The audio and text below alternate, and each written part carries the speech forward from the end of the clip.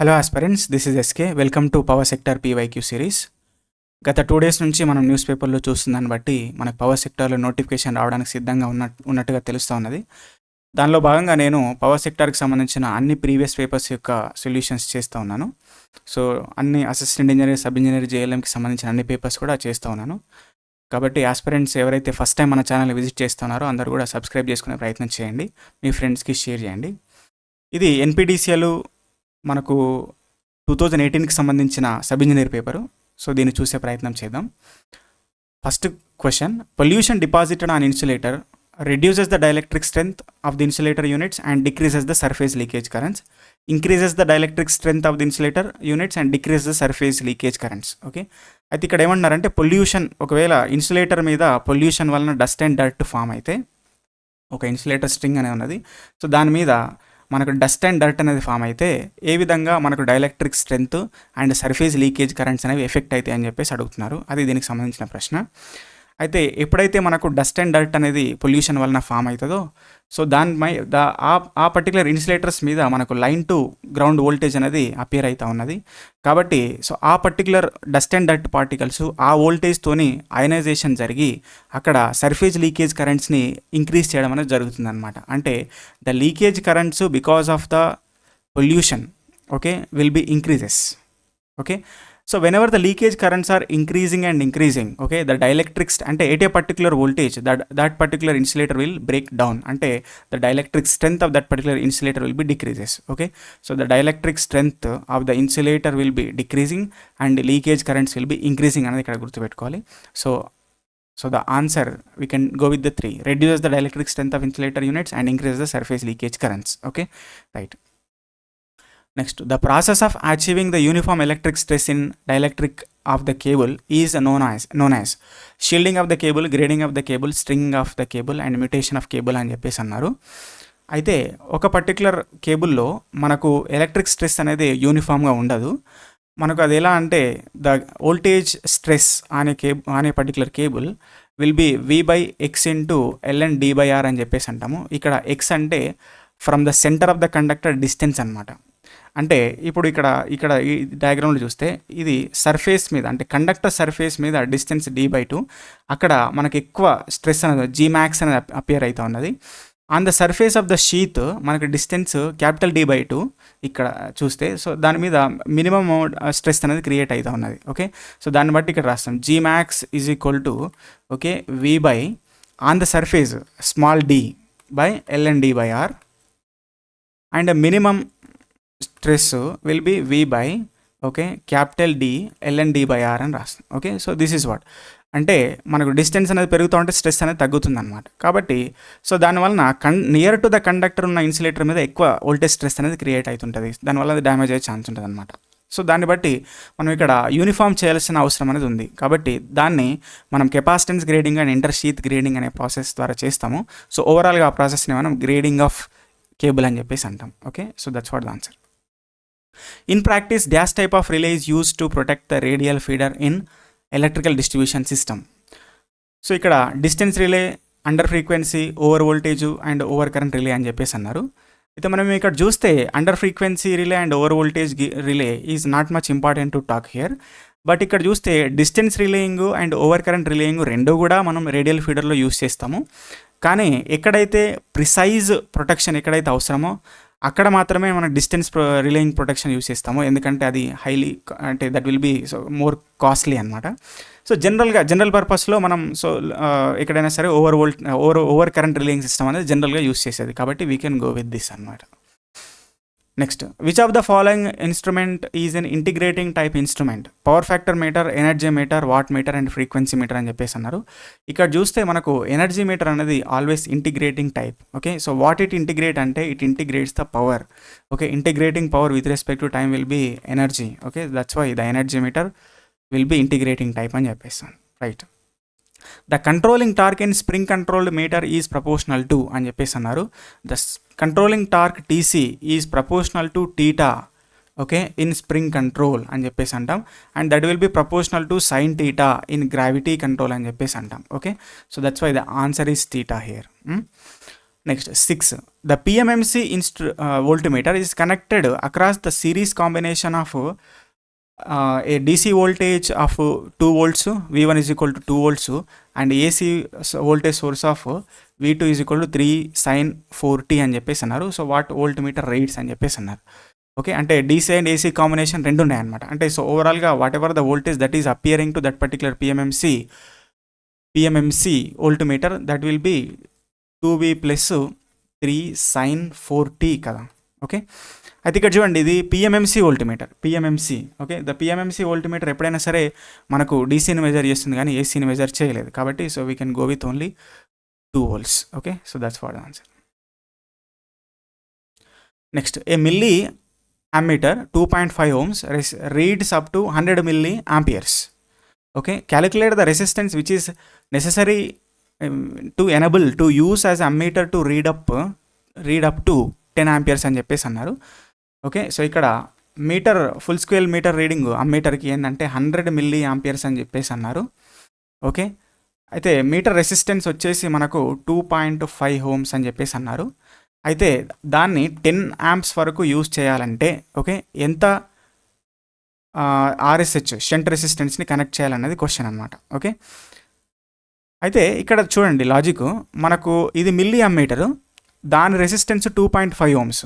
Okay, అది 100 milliamperes వరకు measure చేయగలుగుతుంది. 10 amps వరకు ఇంక్రీజ్ చేయాలంటే మనం ఒక షంట్ రెసిస్టెన్స్ అంటే మీటర్కి ఒక షంట్ రెసిస్టెన్స్ని పెట్టవలసిన అవసరం అనేది ఉన్నది. అయితే ఇక్కడ షంట్ రెసిస్టెన్స్ వాల్యూస్ ఇక్కడ చూస్తే 0.02525, 0.02525, 97.5, 97.5 ohms అని చెప్పేసి అన్నారు. అది ఇప్పుడు మన షంట్ అనేది ఎప్పుడైనా సరే షంట్ ప్యారలో కనెక్ట్ చేస్తాం కాబట్టి ఇక్కడ సిరీస్ ఉన్న 2 ఆప్షన్స్ కూడా తీసేయవచ్చు. అయితే మరి ప్యారల్ ఉన్న 2 ఆప్షన్స్ తీసుకుంటే అది కూడా చూడండి, ఇప్పుడు మీటర్ రెసిస్టెన్స్ ఏమో 2.5, ఇక్కడ ఇచ్చిన ఇప్పుడు 97.5 తీసుకున్నాం అనుకోండి, ఇక్కడ 97.5 ohms పెడితే ఇక్కడ నుంచి వచ్చిన కరెంట్ ఎప్పుడు డైవర్ట్ అయ్యేదట. కాబట్టి అది కరెంటు లో రెసిస్టెన్స్ పాత్ తీసుకుంటే ఇందులోకి వెళ్ళిపోతుంది, ఇంకా అది పెట్టి ఏం లాభం. కాబట్టి 97 అంటే always the shunt resistance will be less than meter resistance. No, that's why 97.5 is less, is wrong. Okay, 97.5 is wrong. Okay, the answer we can go with directly 0.2525 ohms. Okay, so అలా కాదు, we have to solve అంటే డైరెక్ట్లీ మనం solve చేయొచ్చు, where m is equal to I/IM. Okay, so which will be okay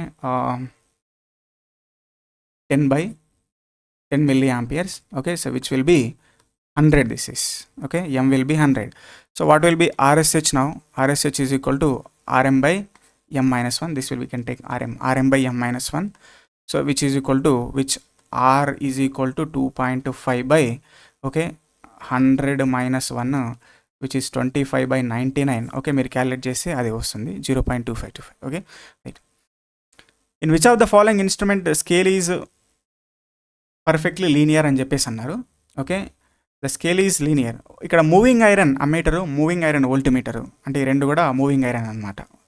next PMMC ammeter, dynamometer type voltmeter అని చెప్పేసి అన్నారు. Okay, చూడండి, మనకు ఎంఐ ఇన్స్ట్రుమెంటులో మనకు స్క్వేర్ బిహేవియర్ ఉంటుంది స్కేల్ అనేది. ఓకే, అయితే మనం డైనమోమీటర్ టైప్లో తీసుకుంటే, ఓకే, డైనమోమీటర్ టైప్లో ఒకవేళ అది వోల్ట్మీటర్ అయినా అమ్మీటర్ అయినా ఓకే ఈ రెండింటిలో కూడా మళ్ళీ స్క్వేర్ స్కేలే ఉంటుందన్నమాట.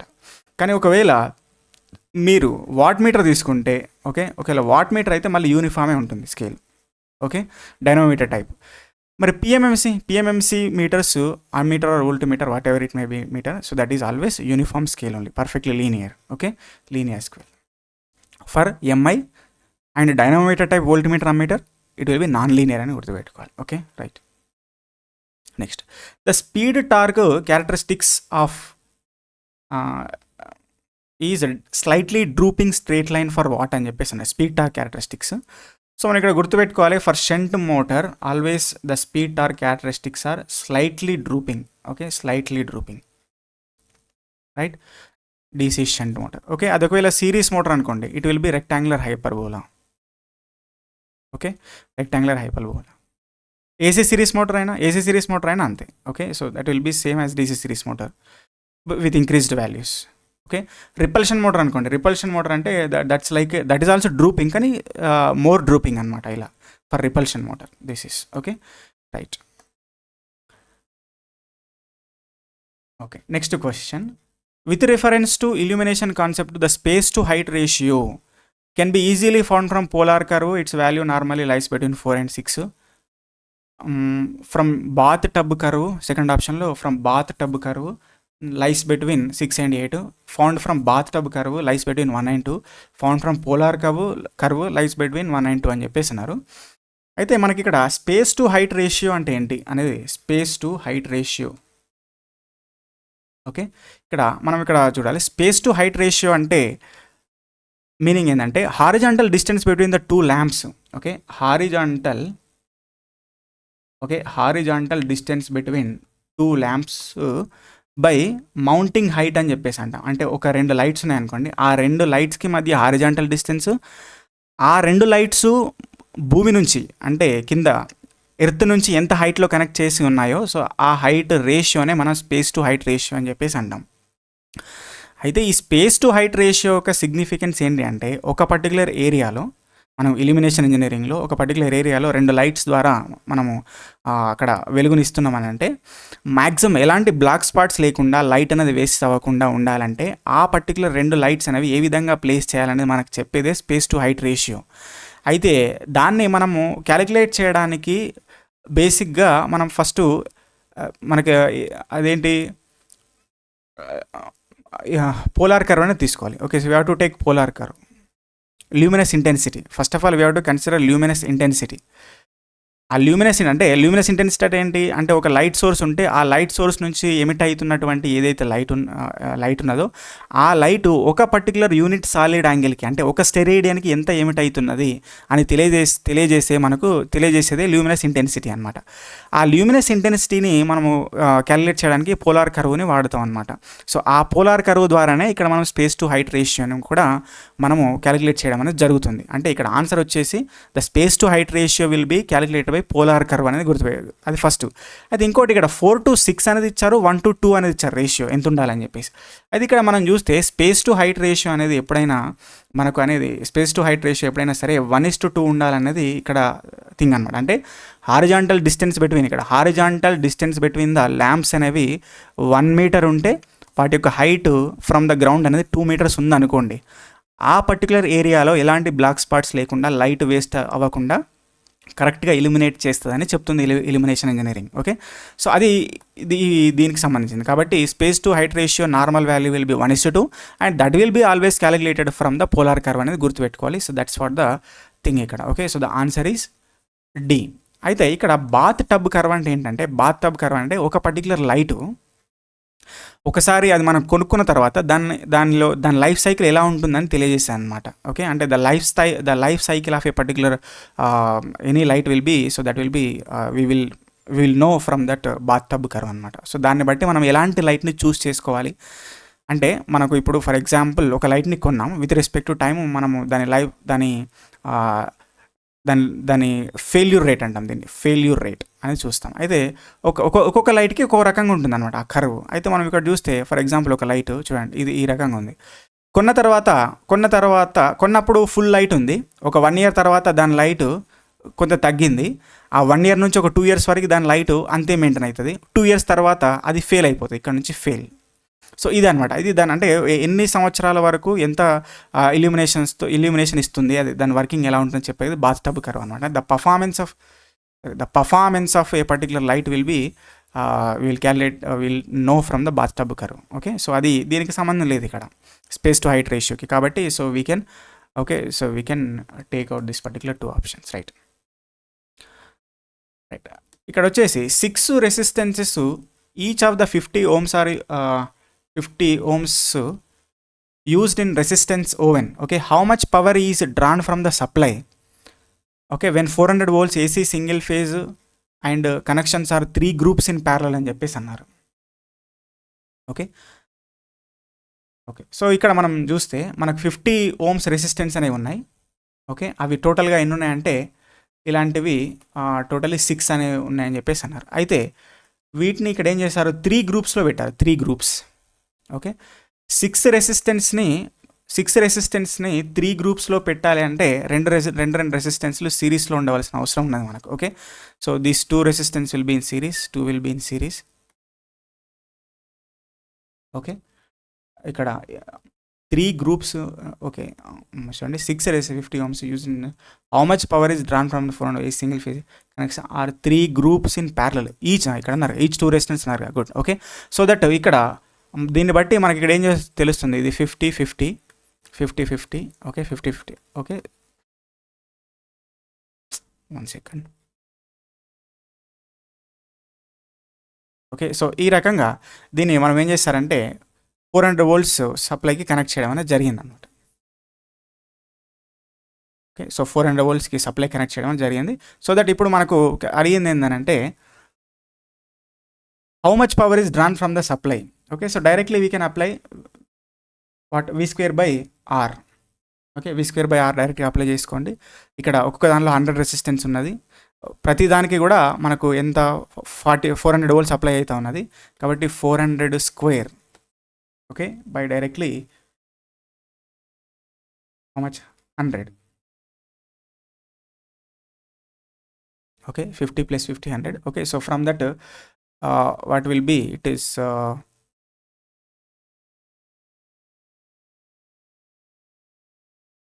okay, so it is coming like 4.8 kilowatts.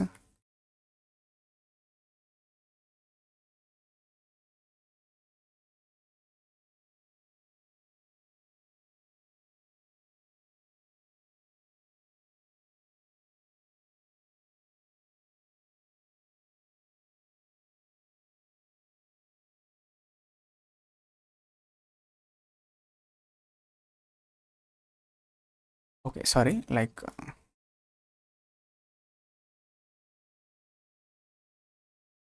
okay, yeah, 400² by, okay, so the R which will be 100.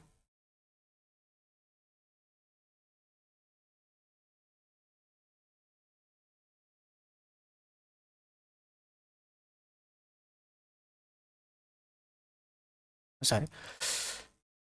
Okay, చూడండి ఇక్కడ 100 300 ohms రెసిస్టెన్స్ అని ఉన్నాయి. 100 100 and 100. Okay, so the overall resistance 100/3.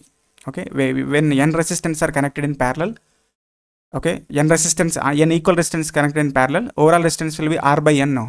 So that 100/3 this is. Okay, it will be 100/3. Now we can calculate easily. Sorry for the confusion. Okay, yeah, 100 into 3. So here directly, so 4 4 just 16, 16 3 is a 48, 48 100. Okay, so that it will be 4.8 kilowatts. Okay, right. Yeah, next, in dash type of electric braking of motor is disconnected from the supply and worked as a generator driven by the kinetic energy of rotor and load అని చెప్పేసి అన్నారు. చూడండి, మనకు బ్రేకింగ్లో different types of brakings, plugging, rheostatic braking and regenerative braking ఉంది. ఈ 3 types of బ్రేకింగ్లో ఏది మనకు పవర్ని రివర్స్గా సప్లై చేస్తుందంటే that will be regenerative braking. అంటే the braking will be, the generation will be happening in which type of braking అంటే that will be regenerative braking అనేది గుర్తుపెట్టుకోవాలి. Okay, right. Next, the candle power of, okay, the candle power is 100. Candle power is 100. A plane surface is placed at a distance 2 meters from the lamp. Dash is the illumination on the surface when it is inclined to parallel to the rays అని చెప్పేసి అన్నారు. Okay, yeah, ఇక్కడ చూడండి, మనం దీన్ని ఇలా అంటే candle power ఇచ్చారు. Candle power I, candle power అంటే ల్యూమినస్ ఇంటెన్సిటీ ఐ అనమాట. So which will B 100. అయితే డిస్టెన్స్ ఇచ్చారు లైట్కి సోర్స్కి ఆబ్జెక్ట్కి మధ్య, అదెంత అంటే 2 meters. ఓకే, అప్పుడు మనం ఫైండ్ అవుట్ చేయాల్సింది ఈ ఇల్యూమినేషన్. ఓకే, ఇక్కడ మనము ఏం యూజ్ చేయాలి, లాంబర్ట్స్ కొసైన్లా ఇన్వర్స్ స్క్వేర్లా అనేది యూస్ చేయాలి. ఓకే, సో దాన్ని బట్టి మనకి ఇన్వర్స్ స్క్వేర్లా యూస్ చేయాలి. డిస్టెన్స్ ఇచ్చారు కాబట్టి ఇన్వర్స్ స్క్వేర్లాని బట్టి మనకి illumination is equal to I/d² అనేది వస్తుంది. ఓకే, సో అది సబ్స్టిట్యూట్ చేస్తే మనకి ఇక్కడ డైరెక్ట్గా I is equal to 100, d² అంటే ఇక్కడ 2² 4. Okay, so which will be 25 lumens/meter², otherwise lux అంటాం దీన్ని. ఓకేనా, కానీ ఇక్కడ చూడవలసిన అంశం ఏంటంటే the plane is inclined parallel to rays అని చెప్పేసినారు. అంటే దిస్ ఈజ్ ద రేస్, అంటే light rays are coming here, the object is placed parallel in this manner. Okay, so whenever it is placed in this manner, okay, ఇది surface, ఇది పైన, ఇది surface, దాని మీద లైట్ ఎక్కడ పడుతుంది, పడట్లేదు కదా. కాబట్టి సో దట్ ఇలాంటి అంటే ప్యారలల్ టు రేస్ ఎప్పుడైతే ఆబ్జెక్ట్ ఉందో అప్పుడు మనం 0 లక్స్ అనేది తీసుకోవాల్సిన అవసరం ఉంది. ఇప్పుడు ఇస్ పర్పెండిక్యులర్ అంటే we can okay take as 25 lux అనమాట. Okay, right. Next, in case of electric heating, material of the heating element should have అని చెప్పేసి అన్నారు. ఇక్కడ low specific resistance, low melting point, high temperature coefficient. Okay, ఇక్కడ specific resistance గురించి మాట్లాడుతున్నారు, rho, okay, resistivity, and melting point గురించి మాట్లాడుతున్నారు. Okay, so the melting point, and ఇంకోటేమో టెంపరేచర్ కోఎఫిషియంట్ ఆల్ఫా. ఓకే, ఒక insulating మెటీరియల్కి, okay, heating ఎలిమెంట్కి always resistance అనేది ఎక్కువ ఉండాలి. ఓకే, మెల్టింగ్ టెంపరేచర్ అనేది ఎక్కువ ఉండాలి. ఆ తర్వాత alpha temperature coefficient of resistance అనేది తక్కువ ఉండాల్సిన అవసరం అనేది ఉందన్నమాట. ఎందుకంటే ఆల్ఫా తక్కువ ఉంటే అది టెంపరేచర్లో వేరియేషన్స్ వలన దాని రెసిస్టెన్స్లో వేరియేషన్ అనేది రాకుండా ఉంటుందన్నమాట. కాబట్టి మన పర్పస్ ఏందో అది సాటిస్ఫై అవ్వడానికి అవసరం అనేది ఉంటుంది, వీల్ అనేది ఉంటుందన్నమాట. కాబట్టి the answer we can take as C. Okay, right. The luminous flux is unit lumens అనమాట. ఓకే, వెబర్ దేనికి, మ్యాగ్నెటిక్ ఫ్లక్స్కి. టెస్లా దేనికి, టెస్లా అంటే weber per metre square flux డెన్సిటీకి. ఓకే, ఇక డైన్స్ అంటే మనకు force. Okay, right. Next, which of the following welding is arc welding అని చెప్పేసి అన్నారు. Butt welding, projection welding, spot welding, atomic hydrogen welding అని చెప్పేసి అన్నాడు. చూడండి, ఇక్కడ బట్ వెల్డింగ్ అయినా, స్పాట్ వెల్డింగ్ అయినా, ప్రొజెక్షన్ వెల్డింగ్ అయినా ఇవన్నీ కూడా ఏంటి, రెసిస్టెన్స్ వెల్డింగ్ అనమాట. ఓకే, బట్ ఇక్కడ ఏదైతే మనకు అటామిక్ హైడ్రోజన్ వెల్డింగ్ అని మెన్షన్ చేశారో అది మనకు ఆర్క్ వెల్డింగ్లోకి వస్తుంది. Right. Plugging of the DC shunt motor is normally executed by అని చెప్పేసి అన్నారు. Connecting A rheostat in series అన్నారు. అది కరెక్టా? Connecting rheostat in series with armature అన్నప్పుడు అది రియోస్టాటిక్ బ్రేకింగ్ అయిపోతుంది. Connecting rheostat in series with the field అన్నప్పుడు సో దట్స్ వాట్ ఓకే, అది correct. Next, reversing the current through the armature అని చెప్పేసి అన్నారు. ఓకే, ఇది కరెక్టే. Reversing the current through the both armature and field winding అన్నారు. ఇది రాంగ్, ఎందుకంటే రెండిట్లో మనకు చేంజ్ చేసినప్పుడు మళ్ళీ సేమ్ డైరెక్షన్లోనే పోతుంది అది. ఓకే, ప్లగ్గింగ్ అప్లై కాదు. నెక్స్ట్ 19వ, the sinusoidal current of the frequency 50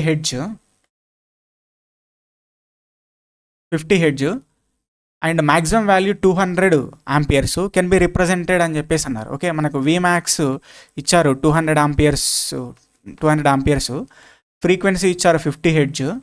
okay, మనము sinusoidal current instantaneous value of the current ఏదైతే ఈక్వేషన్ దాన్ని రిప్రజెంట్ చేయాలన్నమాట.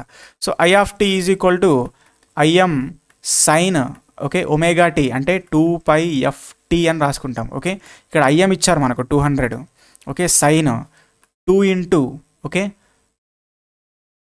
పై అంటే 3.14 రాసుకోండి. Okay, right. 50 ఇంటూ టీ అనమాట. 50 ఇంటూ 2 ఇక్కడ ఈ రెండింటిని మల్టిప్లై చేస్తే మనకు 100 వస్తుంది. కాబట్టి so we can take it as 200 into sine 314 okay t అనమాట. రైట్. సో ఆన్సర్ వచ్చేసి ఇక్కడ ఏది, option B. Right. An AC current equation is I is equal to 10 plus 14 plus 14 sine 3t.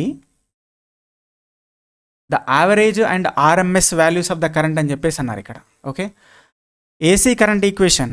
Okay, అయితే మనకు RMS average value and RMS value అన్నారు. అయితే ఇక్కడ చూడండి, యావరేజ్ వాల్యూ వచ్చేసి ఈ పర్టికులర్ దానికి ఇందులో ఏసీ అండ్ డీసీ కాంపోనెంట్ రెండు ఉన్నాయి. ఏసీ కాంపోనెంట్కి యావరేజ్ వాల్యూ ఏంటి, 0నే. కాబట్టి మనకి ఇక్కడ వచ్చేసి యావరేజ్ వాల్యూ డైరెక్ట్ ఏదైతే డీసీ కాంపోనెంట్ ఉందో అదే తీసుకోవచ్చు, 100 ఆంపియర్స్ అని డైరెక్ట్లీ. ఓకే, మరి what about the RMS value? RMS value find out చేయాలంటే ఫర్ ఎగ్జాంపుల్ ఏ అనేది మనకు డీసీ కాంపోనెంట్, బి అనేది B plus sine omega tea అనేది ఏసీ కాంపోనెంట్. ఇలా ఒక కరెంట్ ఈక్వేషన్ అనేది ఉంటే దీనికి RMS వాల్యూ ఫైండ్ అవుట్ చేయాలి అని అంటే ఓకే ఏంటి equation, √A² plus ½ into B² అని చెప్పేసి రాస్తాం. సో అది మనం ఇక్కడ అప్లై చేసినాం అనుకోండి. So the RMS is equal to √(= ఇక్కడ దీన్ని ఎట్లా రాస్తాను, 1.414² అని 1.414 స్క్వేర్ అని రాసుకోండి. 1.414 1 సెకండ్ ఒక్క నిమిషం.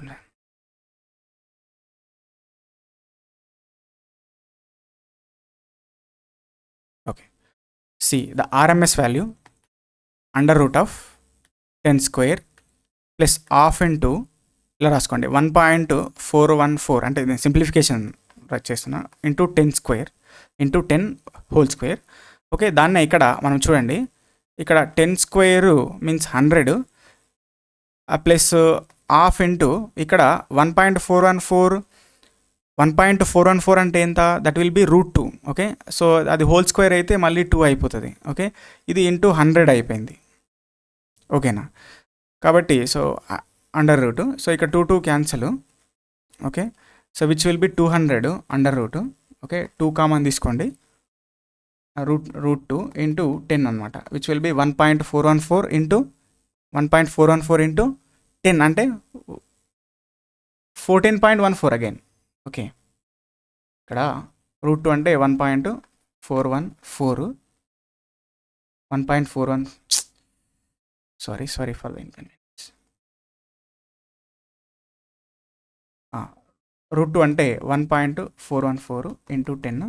Okay, so which will B 14.14. Okay, that is the answer. So ఇక్కడ మనం చూస్తే మనకు ఆప్షన్ సి అనేది వస్తుంది.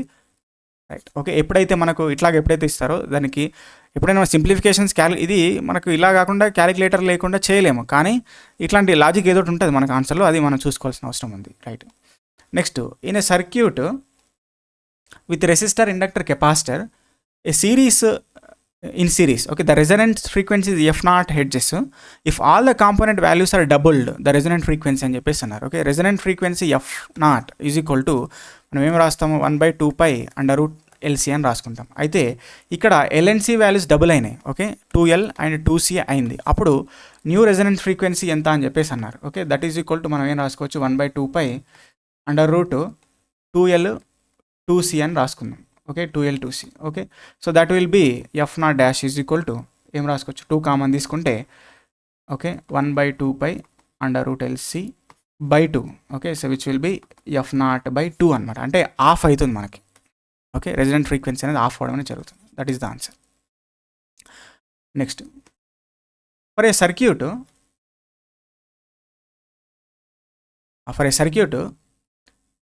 V of t is equal to 160 sin omega t plus 10 and I of t is equal to sin omega t minus 20, then reactive power in the circuit అని చెప్పేసి reactive power అడుగుతున్నారు ఇక్కడ. Okay, so reactive power Q is equal to VI sin phi అనేది తీసుకోవచ్చు.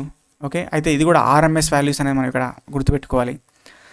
అయితే మనం ఇక్కడ చూడండి, మనకు మ్యాక్సిమం వాల్యూస్ ఉన్నాయి, దాని నుంచి √2 చేస్తే RMS వాల్యూ వస్తుంది. Okay, but what about theta అంటే దానికోసమే ఇక్కడ ఇచ్చారు లాజిక్. ఇక్కడ +10, ఇక్కడ ఇదేమో వోల్టేజ్ ఏమో లీడ్ అవుతున్నది, కరెంట్ ఏమో ల్యాగ్ అవుతున్నది. అందుకే దాన్ని చూడండి, ఒక పర్టికులర్ రిఫరెన్స్ తీసుకున్నాను. ఆ రిఫరెన్స్ నుంచి మనకి ఇక్కడ ఏంటి వోల్టేజ్ అనేది +10 degrees అనమాట. వోల్టేజ్ +10 degrees అంటున్నారు, కరెంట్ అనేది -20 అంటున్నారు. -20. అయితే ఇప్పుడు రిజల్ట్ ఇది వోల్టేజ్, ఇది కరెంట్. ఓకే, ఇప్పుడు రిజల్టెంట్ ఏమవుతుంది ఈ రెండింటికి మధ్యన? రిజల్టెంట్ విల్ బి 30 కదా, 10 + 20 30, కాబట్టి అది టీటా. సో దాన్ని మనం యూస్ చేస్తే అయిపోతుంది. నెక్స్ట్ ఇక్కడ ఏంటి 160/√2, ఇక్కడ మ్యాక్సిమం వాల్యూ √2 అంటే 160 మ్యాక్సిమం వాల్యూ √2 వేస్తే RMS. ఓకే, ఇక్కడ 5/√2 ఇంటూ సైన్ ఓకే టీటా 30 వేసుకున్నాం అనుకోండి. సో దిస్ విల్ బి చూడండి √2 ఇంటూ √2 2. ఓకే, ఆ 160/2 ఏమవుతుంది 80 into 5 which will be 400 into ఇక్కడ సైన్ 30 1/2. ఓకే, అది అప్లై చేస్తే మనకు 4 5 20. So that will be 200 watts అనేది వస్తుంది ఇక్కడ. Right. Okay, right. Next,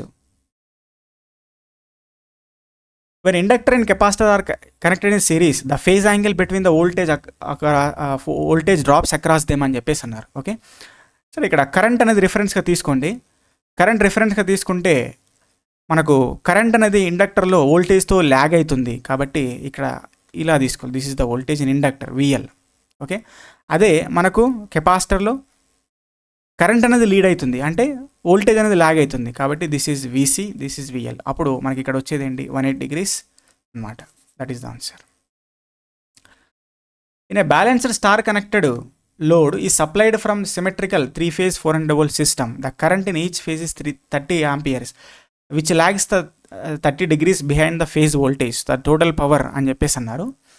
balance star connected. Okay right. అయితే మనకు 3-phase power formula √3 VL IL cos phi అని రాసుకుంటాం. ఓకే అయితే ఇక్కడ VL ఎంత? VL is equal to 400. Okay otherwise దీన్ని మనం ఇలా 3 into V phase into I phase into cos phi ఇలా కూడా మనం సాల్వ్ చేసుకోవచ్చు. ఇది స్టార్ కనెక్టర్ అన్నారు కాబట్టి మనకు V phase is equal to VL by √3, 400 by √3 తీసుకోండి. సో IL వచ్చేసి మనకి ఇక్కడ ఎంత అన్నారు? 30 అన్నారు. అయితే టీటా మనకు వచ్చేసి అంటే ఫేజ్లో కరెంట్ అనేది వోల్టేజ్తో ఎంత లాగ్ అవుతున్నది? 30 degrees అని చెప్పేసి అన్నారు. అది కూడా కాబట్టి ఇక్కడ చేస్తే 3 ఇంటూ ఇక్కడ V phase ఎంత? 400 by √3. ఓకే కరెంటు 30, ఇంక ఇది cos 30. ఓకే అది సాల్వ్ చేస్తే మనకు ఇక్కడ చూడండి, ఇక్కడ cos 30 వాల్యూ మనం ఇక్కడ cos 30 √3/2 మళ్ళీ. ఓకే కాబట్టి ఇక్కడ ఇది పోతుంది. ఓకే నెక్స్ట్ ఓకే 3 3 సరే 3 4 12, 12 3 36, 36/218 రైట్. ఓకే సో ఇక్కడ చూడండి, ఇక్కడ ఎంత? ఇది 3 4 12, 36,000. ఓకే ఇక్కడికి 36,000/2. ఓకే 18,000. ఓకే 18,000 అంటే 18 kW. ఇది ఇక్కడ తప్పించారు ఆప్షన్. ఇది 18 kilowatts actually. Okay 18 kilowatts right. Yeah ఇప్పుడు next restriking voltage is a normal 50 Hz RMS voltage. Recovery voltage transient voltage. Restriking voltage is recovery voltage. Restriking and recovery transient voltages. సరే ఇక్కడ అర్థమైపోయింది. అయితే ఇక్కడ మనం చూస్తే చూడండి, దీనికి సంబంధించి ఒక డయాగ్రామ్ అనేది నేను ఇస్తాను.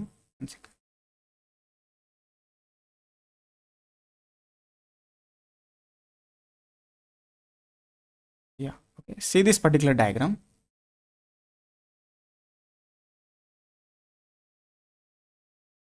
See this particular diagram which shows the restriking voltage and recovery voltage. Restriking voltage అంటే ఏంటంటే ఒకసారి ఫాల్ట్ అక్కర్ అయిన తర్వాత సర్క్యూట్ బ్రేకర్ కాంటాక్ట్స్ అనేవి ఓపెన్ అయితే, సో కాంటాక్ట్స్ అక్కడ ఓపెన్ అయిన తర్వాత మనకు అక్కడ ఆర్క్ ప్రొడ్యూస్ అయ్యే ఛాన్స్ అనేది ఉంటుంది. ఓకే ఆ ఆర్క్ని క్వెంచ్ చేయడానికి అక్కడ ఆర్క్ క్వెంచింగ్ మీడియం అనేది అక్కడ సర్క్యూట్ బ్రేకర్ అనేది రిలీజ్ చేస్తుంది. అయితే ఆర్క్ అనేది ఒకసారి మనకు క్వెంచ్ అయిపోయిన తర్వాత అది రీస్ట్రైక్ అయ్యే ఛాన్స్ ఉంటుంది అనమాట. Okay again that arc will be restriked with a particular amount of the voltage. Okay so that particular voltage which is appearing across the circuit breaker contacts once arc is extinguished will be called as restriking voltage. ఆ restriking voltage అనేది మనకి ఇక్కడ transient voltage అనమాట. ఇక్కడ చూడండి దాని behaviour ఎట్లుంది, that will B ట్రాన్సియన్స్, oscillations ఉన్నాయి. అందుకనే రీస్ట్రైకింగ్ వోల్టేజ్ ఎప్పుడైనా సరే నార్మల్ ఫ్రీక్వెన్సీ కాదు, అది that will B transient voltage. మరి రికవరీ వోల్టేజ్ అంటే ఏంటంటే ఒకసారి మనకు ఆర్క్ ఎక్స్టింక్షన్ జరిగిపోయిన తర్వాత అంటే రీస్ట్రైకింగ్ వోల్టేజ్ అనేది ఆర్క్ క్వెంచింగ్ మీడియం మళ్ళీ ఒకసారి అప్లై అయ్యి ఆ రీస్ట్రైకింగ్ వోల్టేజ్ని తీసేసిన తర్వాత నార్మల్ పవర్ ఫ్రీక్వెన్సీ వోల్టేజ్ ఏదైతే వస్తుందో దాన్ని మనం రికవరీ వోల్టేజ్ అని చెప్పేసి అంటాం. కాబట్టి ఆ రికవరీ వోల్టేజ్ అనేది మనకు 50 Hz ఫ్రీక్వెన్సీ ఉండడం జరుగుతుంది అనమాట. ఓకే సో ఇక్కడ ఆన్సర్ వచ్చేసి restriking voltage is the transient voltage. చూడండి option 4. Recovery voltage is the 50 Hz, restriking voltage is the transient voltage అని చెప్తాం. Okay right. The current chopping is mainly occurs అని చెప్పేసి air blast circuit breaker, over current relays, synchronous motors and pin type insulators అని చెప్పేసి అన్నారు. అయితే దీనికి సంబంధించి కూడా ఒక డయాగ్రామ్ చూద్దాం చిన్నది. Current chopping it is an important phenomena in power system production.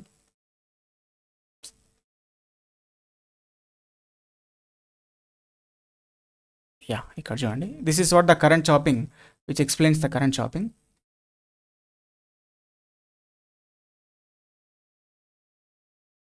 ఇక్కడ కరెంట్ చాపింగ్ అంటే ఏంటంటే ఎప్పుడైతే మనకు సర్క్యూట్ బ్రేకర్ ఒక సమ్ టైప్ ఆఫ్ లో ఇండక్టివ్ కరెంట్స్ని ఎప్పుడైతే అది బ్రేక్ చేస్తూ ఉందో ఆ సందర్భంలో మనకు ఆర్క్ క్వెంచింగ్ మీడియం స్ట్రెంత్ అనేది ఎక్కువ ఉండడం వలన before coming to the natural zero ఆ కరెంట్ అనేది సడన్గా జీరో అయిపోవడం జరుగుతుంది అనమాట. అంటే ఇప్పుడు మనకు this is the sinusoidal cycle. అంటే సైనసాయిడల్ సైకిల్ ఈ రకంగా ఉన్నది. ఇది natural zero of that particular current wave. అయితే బిఫోర్ టు దిస్ ఏమవుతుందంటే అది సడన్గా జీరోకి వెళ్ళిపోతుంది అనమాట. ఎందుకంటే అక్కడ దానిపైన ఆర్క్ క్వెంచింగ్ మీడియం ఏదైతే ఉన్నదో దాని మీద యాక్ట్ చేస్తుంది. ఎందుకంటే ద స్ట్రెంథింగ్ అంటే ఓవర్ యాక్ట్ అవుతుంది అక్కడ. ఆర్క్ క్వెంచింగ్ మీడియం అనేది ఓవర్ యాక్ట్ అవ్వడం వలన కొన్ని సందర్భాలు అంటే low inductive currents, okay, transformer no load situations. So ఇలాంటి సిచ్యువేషన్స్లో మనకు ఆ క్వెంచింగ్ మీడియం ఓవర్ యాక్ట్ అయ్యి అప్పుడు ఆ పర్టికులర్ లో ఇండక్టివ్ కరెంట్స్ని సడన్గా జీరో చేసే అవకాశం ఉంటుంది అనమాట. దీన్ని చాపింగ్ అంటాం, కరెంట్ చాపింగ్ అని అంటాం. అయితే ఈ కరెంట్ చాపింగ్ వల్ల ప్రాబ్లం ఏంటంటే కరెంటు సడన్గా తగ్గిపోయి జీరో అంటే కరెంట్ పడిపోయి కరెంట్ జీరోకి ఎప్పుడైతే వెళ్ళిపోతుందో అప్పుడు ఆల్ ద ఇండక్టర్స్లో స్టోర్ అయిన ఎనర్జీ హాఫ్ LI² ఏదైతే ఉన్నదో అది మొత్తం సడన్గా హాఫ్ CV² మారుతుంది. అంటే energy cannot be created nor be destroyed, one form to another will be converted కదా. కాబట్టి total inductive power will be converted to total inductive energy will be converted to capacitive energy. అంటే అర్థం ఏంటి, capacitive energy సిస్టంలో ఎక్కువ ఉందంటే the voltage spikes ఉంటున్నాయని చెప్పేసి అర్థం. అంటే దట్స్ వాట్ చూడండి ఇక్కడ ఆర్క్ వోల్టేజ్ అనేది స్పైక్లోకి వెళ్తుంది. మళ్ళీ ఇక్కడ this spike is indicating that the sudden spike in the voltage because ఇక్కడ CV² అనేది పెరిగిపోయింది అనమాట. This is what the problem. ఇట్లా మనకు సివియర్ డేంజరస్లీ హై వోల్టేజ్ అనే వచ్చే సిచ్యువేషన్స్ ఉంటాయి అన్నమాట. దానివల్ల ఇన్సులేటర్స్ బ్రేక్ డౌన్ అయ్యే ఛాన్స్ ఉంటుంది. డిఫరెంట్ ఇన్సులేషన్ బ్రేక్ డౌన్ అయ్యే ఛాన్స్, ఇంకా చాలా మనకు అడ్వర్స్ ఎఫెక్ట్స్ అనేవి ఉన్నాయన్నమాట. కాబట్టి సో ఇది జనరల్గా మనకు ఎయిర్ బ్లాస్ట్ సర్క్యూట్ బ్రేకర్స్లో జరుగుతూ ఉంటుంది. దీన్ని మినిమైజ్ చేయడానికి మనం SF6 సర్క్యూట్ బ్రేకర్స్ని వాడుతూ ఉంటాం. Okay, so that's for the important thing here, that's it. ఇంకా రెసిస్టెన్స్ స్విచ్చింగ్ కూడా వాడుతుంటాం దీనికోసం, right. Choose the correct statement. Over current relaying is the cheapest and simplest and suitable for protection of the distribution system అని చెప్పేసి అన్నారు. Over current relaying is the chiefest and simplest suitable for protection of distribution system. ఇది కరెక్టే. నేను first అక్కడ ఇంతకుముందు బిట్లో కూడా చెప్పాను. Distance relay is cheapest and simplest అన్నారు, ఇది wrong. Okay, over current relaying is costly and suitable for protection అన్నారు, ఇది not much costly compared to the differential and distance protection scheme. Differential relay is the cheapest and simplest suitable for protection of distribution system అన్నారు, ఇది కూడా not correct. Okay, differential relay protection scheme అనేది మనకి ఏదైతే okay మనకు so అంటే ring main distribution system కానీ లేకపోతే ఇలాంటి అంటే ఇంటర్టర్న్ ఫాల్స్ కానీ అలాంటి వాటికి సంబంధించి ట్రాన్స్ఫార్మర్ ఇంటర్టర్న్ ఫాల్స్ వీటికి సంబంధించి that is better thing. Okay, not for distribution system. Okay, right. Alternators and ట్రాన్స్ఫార్మర్స్కి better, right. Next, for the protection of star delta transformers the CT on the star side must be connected dash and delta side dash అని చెప్పేసి అన్నారు. అయితే మనకు delta star transformer అని ఉన్నది. మనకు దీనికి వీటి యొక్క ప్రొటెక్షన్ కోసము మన merge price protection differential protection scheme apply చేసినప్పుడు మనం ఏం చేస్తాము, ఈ కరెంట్ ట్రాన్స్ఫార్మర్స్ అనేవి ఇక్కడ డెల్టా ఉంటే స్టార్ కనెక్ట్ చేస్తాము. ఓకే, స్టార్ ఉంటే డెల్టా కనెక్ట్ చేస్తాం, రివర్స్లో కనెక్ట్ చేస్తాం అనమాట. ఓకే, కాబట్టి ఇక్కడ ఏమన్నారు, CT star side must be delta. Okay, delta side must be star అనమాట. ఓకే, ఇది జనరల్గా మనకు ఉన్నది. మరి ఎందుకు అట్లానంటే ఇక్కడ ఎందుకంటే మనకు స్టార్ డెల్టా స్టార్ ట్రాన్స్ఫార్మర్స్లో మనకు ప్రైమరీకి సెకండరీకి మధ్యలో 30 degrees ఆఫ్ ఫేజ్ డిఫరెన్స్ అనేది ఉంటుంది. ఓకే, ఆ కనెక్షన్స్లో. కాబట్టి దానివలన మనకు సిస్టమ్ అనేది మాల్ ఆపరేట్ అయ్యే ఛాన్స్ ఉంది అనమాట డిఫరెన్షియల్ ప్రొటెక్షన్ స్కీమ్లో. ఎందుకంటే ఆ రెండు క్వాంటిటీస్లో డిఫరెన్స్ ఉన్నప్పుడు రిలే ఆపరేటింగ్ కాయిల్లో కరెంట్ అనేది ఫ్లో అవుతుంది కదా. కాబట్టి ఇది 30 degrees అనేది డిఫాల్ట్గా ఉండేదే అక్కడ కనెక్షన్. అసలు ఆ కనెక్షనే అలాంటిది. ఇక్కడ మిస్అండర్స్టాండ్ చేసుకుంటుంది ఆ రిలే అని. ఓకే, అందుకని దాన్ని ఎలిమినేట్ చేయడానికి మనం డెల్టా స్టార్ ఉంటే స్టార్ డెల్టా చేయాలి, స్టార్ డెల్టా ఉంటే డెల్టా స్టార్ చేయాలి. ఎందుకంటే ఆ 30 degreesని ఈ రివర్స్ కనెక్షన్ ఎలిమినేట్ చేస్తుంది అనమాట అలాగే. Okay, right. For short transmission lines if the resistance and inductive reactance are found to be equal the regulation is appears to be అని చెప్పేసినారు. ఇది ఇంపార్టెంట్ క్వశ్చనే. ఇక్కడ ఇది 0.7077 లీడింగ్ అని గుర్తుపెట్టుకోవాలి. సరే, దీని సాల్వేషన్ కావాలంటే percentage regulation is equal to ఏం రాస్తాం మనం, %R cos φ. ఓకే, ఇక్కడ రెగ్యులేషన్ 0 అని చెప్పేసి అన్నారు. 0 అనేది ఎప్పుడు వస్తుంది, ఇక్కడ మధ్యలో మైనస్ ఉంటేనే వస్తుంది. కాబట్టి పర్సెంటేజ్ అంటే లీడింగ్ కండిషన్స్లో వస్తుంది. ఓకే, %X sin φ అనమాట ఇది. అయితే రెగ్యులేషన్ 0 అన్నారు కాబట్టి సో దీన్ని మనం అండ్ ఇక్కడ ఏమన్నారు, మళ్ళీ రెండు సేమ్ అంటున్నారు ఇండక్టర్ రియాక్టెన్స్. ఓకే, ఒకదాన్ని తీసుకోండి cos φ minus %R sin pi అనమాట. ఓకే, సో దీన్ని మనం సాల్వ్ చేస్తే ఏమొస్తుంది, ఇంకా cos pi is equal to sin pi. Okay, so which is equal to tan pi is equal to 1. So pi is equal to 45 degrees. Okay, so cos 45 degrees is equal to 1/√2 which is equal to 0.707. That's it. Okay, right. The current waveform of the pure resistor is 10 ohms. Shown in figure. The power dissipated in 10 ohm resistor అని చెప్పేసి అన్నారు. Okay, చూడండి ఇది ఒక triangular wave form, మన current value ఇచ్చారు.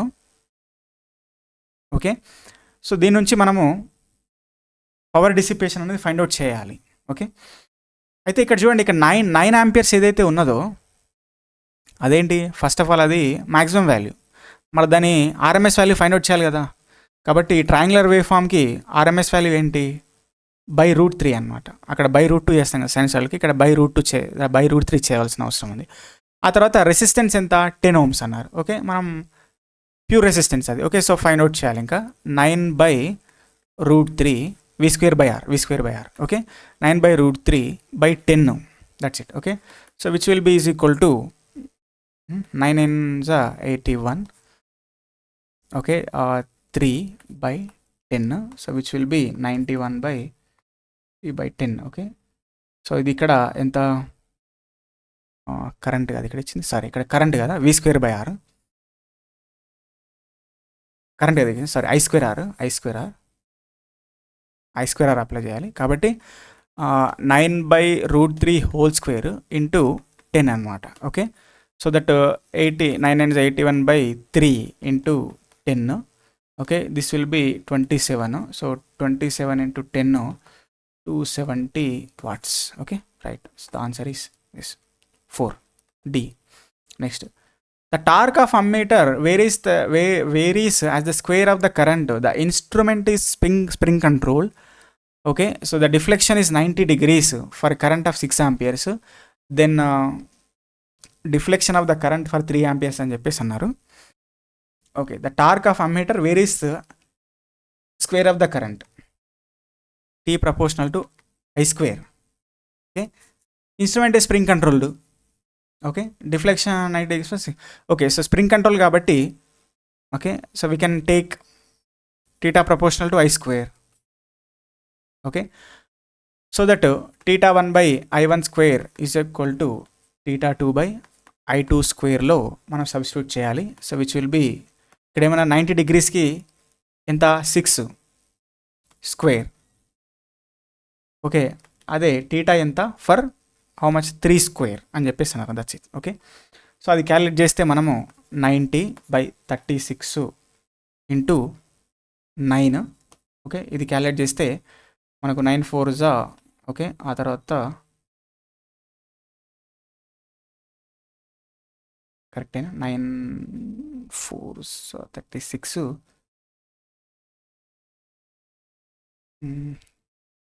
Yeah, 45, 22.5. Okay, correct. Right, 22.5. Right. Answer is 22.5. Next, 20 kVA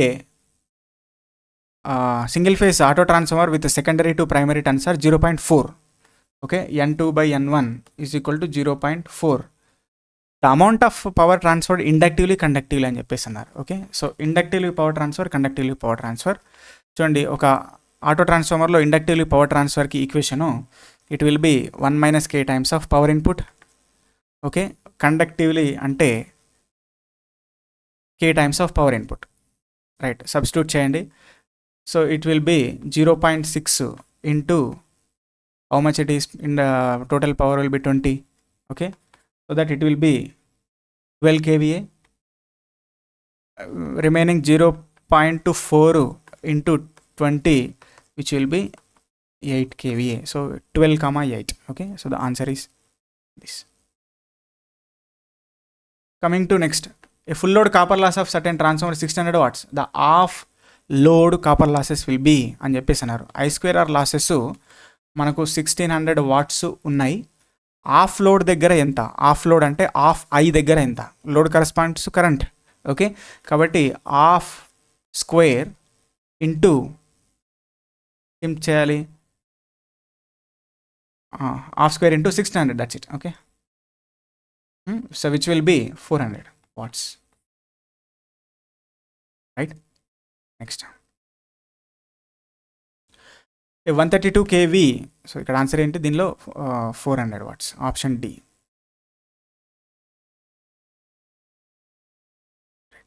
A 132/33 kV transformer LV resistance is 0.202 LV resistance. అంటే ఏంటి ఇక్కడ 132/33 అంటే LV రెసిస్టెన్స్ అంటే R2 అనమాట, secondary. Okay, 0.02 ohms. The resistance refer to the HV side, అంటే R2 dash అడుగుతున్నారు, R2 dash. Okay, so what is R2 dash? R2 dash is equal to R2/K² కదా. R2 ఎంత? 0.02, K ఎంత? R2 ఎంత? 0.02 only. K ఎంత? K is equal to 33/132. Okay, so ఇది చేస్తే మనకు 11 3s 11 12s. Okay, 1/4. Okay, which will B 0.25. Otherwise directly 1/4 తీసుకుందాం. 1/4 whole square అనమాట. ఓకే, సో 1/4 తీసుకుంటే which will B 16 into 0.02, which will be 0.32 ohms, right? Yeah, coming to 35th question. A star delta transformer can deliver 100 kVA load if it is delta star. If it is connected to delta star, the load delivered to the load is.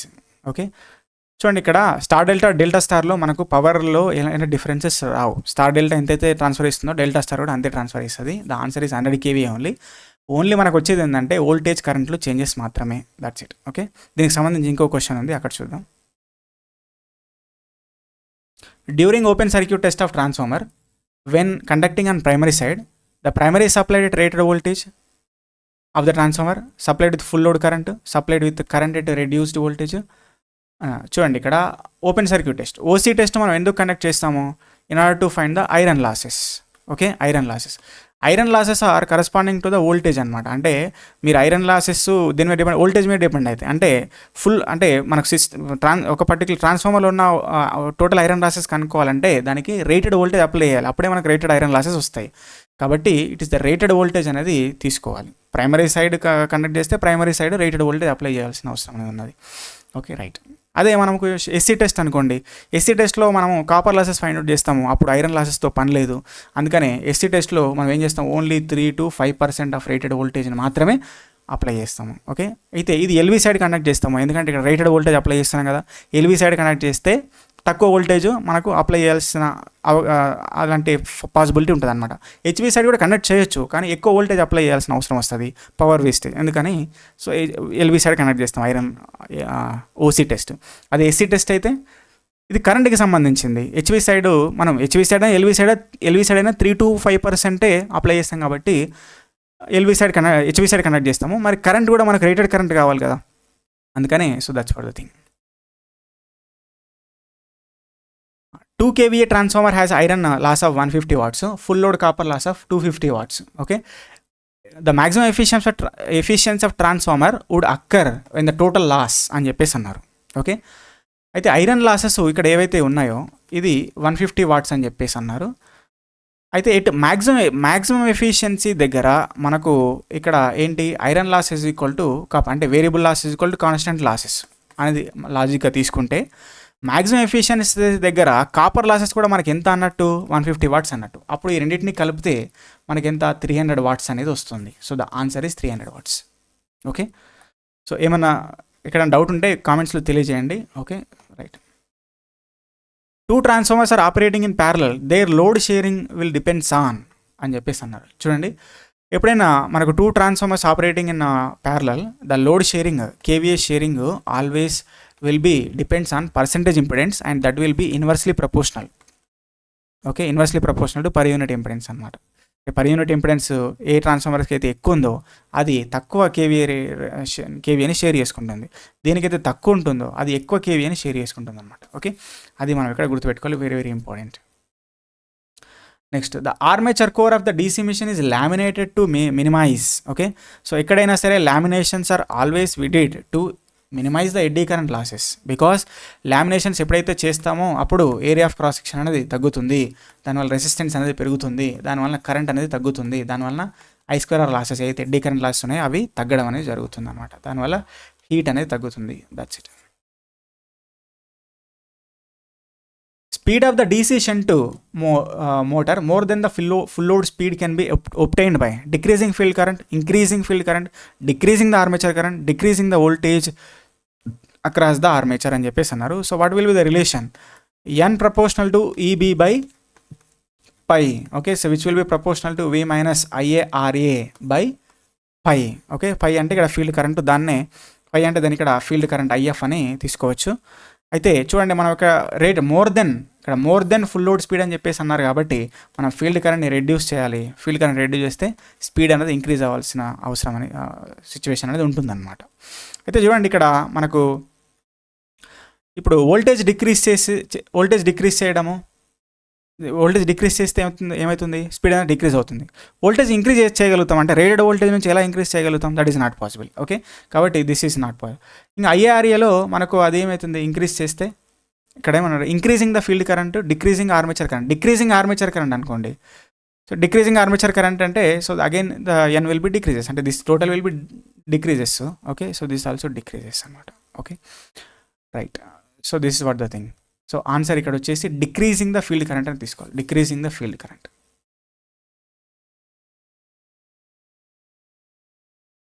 Right. Next, a 4-pole 25 kilowatt 200 volts wave wound DC shunt generator, the current in each parallel path అని చెప్పేసి అన్నారు. Okay, current in each parallel path, wave wound ఉంది ఇక్కడ, current in wave wound. Okay, so number of parallel paths are 2. అయితే చూడండి, మనకు power rating ఇచ్చారు 25 kilowatts. Okay, voltage ఇచ్చారు which is 200 volts. Okay, so current calculate చేయండి first, which will be 25,000 by 200. Okay, ఇది calculate చేస్తే మనకు ఎంత వస్తుంది? 125 amperes అనేది వస్తుంది. అయితే నెంబర్ ఆఫ్ ప్యారల్ పాత్స్ ఎన్ని? ఓకే, వేవ్ ఉంది కాబట్టి, వేవ్ కనెక్షన్ కాబట్టి number of parallel paths, the current per parallel path is equal to 125 by 2. Okay, so which will B 62.5 అనమాట. Okay, so answer will be 62.5. అదే మనకు ఒకవేళ ఇది lap ఉన్న అడిగినారనుకోండి, అప్పుడు ఏం చేస్తాం? 125 by 4 చేయాల్సిన అవసరం ఉంది. ఓకే, సో దట్ అది సో అరౌండ్ 31.25 అని వస్తుంది. Right. Next, a DC shunt motor has external resistance RA/RF in the armature and field circuit respectively. The armature current at starting can be reduced by keeping RA minimum, RF maximum, RA maximum, RF minimum. Okay, ఇట్లా అన్నారు. చూడండి, మనం ఇక్కడ armature resistance ఎప్పుడైనా సరే okay maximum కండిషన్లో ఉంచుతాము. RF అనేది ఎప్పుడైనా సరే మినిమం కండిషన్లో ఉంచడం అనేది జరుగుతుంది అనమాట. Okay, so in order to have high starting torque, okay, high starting torque and low starting speed. Okay, దీనికోసము so this is what the thing always you have to remember. Right. Next, ఇక్కడ ఇంకోటి ఏంటంటే ఇక్కడ RF maximum కాకుండా minimum అనే దాన్ని కూడా చూడండి. ఇప్పుడు RF అంటే మనకు క్రిటికల్ ఫీల్డ్ రెసిస్టెన్స్ అనేది ఒకటి ఉంటుంది. ఓకే, సో బియాండ్ దట్ మనకి వెళ్తే అక్కడ వోల్టేజ్ బిల్డప్ ప్రాసెస్ అనేది నాట్ పాసిబుల్ అక్కడ. కాబట్టి always RF will be minimum అనేది. సో ఆ లాజిక్ దాన్ని కూడా మనం ఇట్లా గుర్తుపెట్టుకోవచ్చు. Next, a 4-pole lap wound DC generator is running at 1000 RPM having 1200 conductors. Flux per pole is 10 milliwebers. So then find the generated EMF అని చెప్పేసి అన్నారు. Directly this is formula based. E is equal to 5ZNP/60A. Okay, so values ఉన్నట్టుగా substitute చేస్తే 10 × 10⁻³ okay into 1200 okay into 1000 into 4/60 into 4. Okay, so by substituting that, okay, you will be getting 200 volts of this. Okay, answer will be 200 volts. Next, a 4-pole DC generator is running at 1500 RPM. The frequency of current in the armature అని చెప్పేసి అన్నారు. చూడండి, 4-pole DC generator 1500 RPM, frequency of the current ఎక్కడ? Armature వైండింగ్లో. Okay, so ఇది DC generator కాబట్టి okay, so directly DC generator, DC అంటే frequency 0 అని చెప్పేసి ఇది చాలామంది మనకు 0 హెడ్జెస్ అని పెట్టే అవకాశం ఉంటుంది, కానీ తప్పు. ఇక్కడ ఆర్మేచర్ వైండింగ్లో అన్నారు. ఆర్మేచర్ వైండింగ్లో ఎప్పుడైనా సరే మనకు ఏసీ కరెంటే ఉన్నది. ఎప్పుడైతే బ్రషెస్ నుంచి బయటకు వచ్చిందో అప్పుడు మనం అది డీసీగా మారుతున్నది. కాబట్టి ఇది మనం ఇక్కడ frequency F = 120 F = PN/120 AC apply చేయాలి. F = PN/120. So where P = how much 4, okay, 1500/120. Okay, so ఇక్కడ చేస్తే ఇట్ విల్ బి 50 హెడ్జెస్ అనేది వస్తుంది. కాబట్టి answer is 50 hedge year. Okay, అదే ఇక్కడ ఆర్మేచర్ ప్లేస్లో విత్ రెస్పెక్ట్ టు బ్రషెస్ అని అన్నారు అనుకోండి, విత్ రెస్పెక్ట్ టు బ్రషెస్ అని అడిగితే అప్పుడు మనం ఇక్కడ 0 అనేది తీసుకోవచ్చు అనమాట. Okay, this is for this, right. A DC motor with certain load, effect of adding external resistance in shunt field circuit. Okay, increase the motor speed, reduce the motor speed, reduce the armature current and stop the motor అని చెప్పేసి అన్నారు. Adding external resistance in the shunt field circuit. Okay, మనం ఇంతకుముందు చెప్పినట్టుగా N/EB/π. Okay, మనం resistance increase చేసాము, RSH పెరిగింది అనుకోండి, మనకు IF అనేది తగ్గుతుంది, దానివలన పై అనేది కూడా తగ్గుతుంది. సో పై ఎప్పుడైతే తగ్గిందో ఆటోమేటిక్గా మోటార్ స్పీడ్ అనేది ఇంక్రీజ్ అవుతుంది. ఇంక్రీజ్ ద మోటార్ స్పీడ్ అనమాట, దట్స్ ఇట్. ఓకే, ఇంకోటి reduce the armature current, that is not related. Okay, stop the motor also not correct, right. 220 volts DC machine has the armature resistance 1 ohm, full load current 20. Difference in the induced voltages when machine is running as a motor and generator అని చెప్పేసి అన్నారు. Okay, so generating V + IRA. Okay, motor EB V - IRA. Okay, ఇవి calculate చేయండి. So V = ఎంత, 220 + IA 20 × R1. ఇది 220 + 20, ఇక్కడ చూడండి, -20 × 1. So which will B 240 volts. ఇది 180 volts. ఓకే, సో ఇదేనా, 200 volts. 200 volts. Okay, 240 volts minus 200 volts will be 40 volts is the answer. Right. Coming to the next question. A 220 volts DC shunt motor develops a torque 54 Newton meters. The armature current of 10 amperes. When the armature current is 20 amperes, the torque developed is అని చెప్పేసి అన్నారు. ఇక్కడ torque and current relation అంతే. చూడండి, ఇక్కడ మనకు shunt motor వచ్చేసరికి DC shunt మోటార్లో torque, okay, proportional to IA అని గుర్తు. అంటే జనరల్గా టార్క్ ఈక్వేషన్, అంటే torque general relation torque proportional to 5IA. But shunt మోటార్లో మనకి ఇక్కడ కాన్స్టెంట్ కాబట్టి ఫ్లక్స్, అందుకని టార్క్ ప్రపోర్షనల్ టు IA రాస్తాం. అదే సిరీస్ మోటార్ అనుకోండి, సిరీస్ మోటార్లో ఏంటి, 5 ప్రపోర్షనల్ టు IA, ఎందుకంటే ఫీల్డ్ వైండింగ్ అనేది సిరీస్లో ఉన్నది ఆర్మేచర్ వైండింగ్. కాబట్టి ఆర్మేచర్ వైండింగ్లో ఫ్లో అయ్యే కరెంటే ఫీల్డ్ వైండింగ్లో ఫ్లో అవుతున్నది. కాబట్టి 5 proportional to IA, that's why T proportional to IA² అని చెప్పేసి అంటాం. ఓకే, అందుకనే మనకి AC సిరీస్ మోటార్, ఒకవేళ DC సిరీస్ మోటార్కి AC సప్లై ఇచ్చినా కూడా అది వర్క్ అవుతుంది. ఎందుకంటే ఇక్కడ A² ఉన్నది, అంటే పాజిటివ్ సప్లై అయినా నెగిటివ్ సప్లై అయినా అది positive direction, torque direction positive అనమాట. అదే షంట్ మోటార్కి మనం ఇక్కడ AC సప్లై ఇస్తే దట్ వోంట్ రన్. ఓకే, అట్లా అనమాట. సరే, ఇక్కడ ఈ రిలేషన్ బేస్ చేసుకొని మనకేంటి, T1/IA1 = T2/IA2 అనమాట. Okay, so from that 54/10 = T2/20. Otherwise ఇక్కడ మనకి ఎంత, 2 times అయింది కాబట్టి ఎంత, 54 × 2 times అవుతుంది. మళ్ళీ అది కూడా కరెంట్ 2 times అయింది కాబట్టి ఇది కూడా 2 times అవుతుంది. 54 × 2 108, that's it. Okay, next. Induction motor rotor input is 600 volts, 600 watts. Slip 4%, then rotor copper losses అని చెప్పేసి అన్నారు. ఓకే, మనకి రిలేషన్ ఏంటి, power input to the rotor power input, okay, is to rotor copper losses is to mechanical power developed is equal to 1:S/1 - S అని రాస్తాం కదా. కాబట్టి ఇక్కడ rotor copper losses is equal to slip times of the power input to the rotor అనమాట. Power input to the rotor. Okay, slip ఎంత 4%, 0.04 into rotor power input వచ్చేసి 600 watts. Okay, so which will be 6 4 24, which will be 24 watts, right.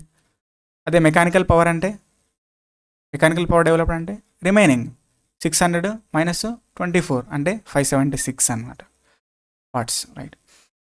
Next, a 4-pole 3-phase induction motor is running 4% of slip full load. If the speed of the rotor is 720, n is equal to 720 rpm ఇచ్చారు. Okay, supply frequency find out చేయమన్నారు. Frequency f is equal to pn/120 వేయాలి. Okay, but ఇక్కడ n అంటే ns వేయాలి. Okay, ఈ n కాదు, rotor speed కాదు. అందుకోసం ఫస్ట్ మనం ns ఫైండ్ అవుట్ చేయాలి. What is ns? ns is equal to n/1 minus s. ns into 1 minus s is equal to n కదా, కాబట్టి ns is equal to n/1 minus s. కాబట్టి 720/1/0.04, slip 4% కదా. Okay, కాబట్టి 720/0.96 అది. Okay, so ఇది calculate చేస్తే ఎంత వస్తుంది? 750 వస్తుంది. ఓకే, సో దాన్ని బట్టి మనం ఇక్కడ f ఫైండ్ అవుట్ చేస్తే 750 ఇంటూ పోల్స్ 4 ఇంతది 120. ఓకే, ఇది క్యాలిక్యులేట్ చేస్తే 30. Okay, so that will be 25. Okay, 25 hertz. So the answer is this. Next వచ్చేసి the mechanical load across the induction motor is equivalent to electrical load of అని చెప్పేసి అన్నారు. చూడండి, మనకు రోటర్ యాక్చువల్లీ ఈక్వలెంట్ సర్క్యూట్ చూస్తే ఇలా, this is what the rotor side equivalent circuit. ఇక్కడ apply చేసిన వోల్టేజ్ అయితే ఉందో దాన్ని S/E2 అని చెప్పేసి అంటాం. ఇదేమో R2, ఇదేమో SX2 అనమాట.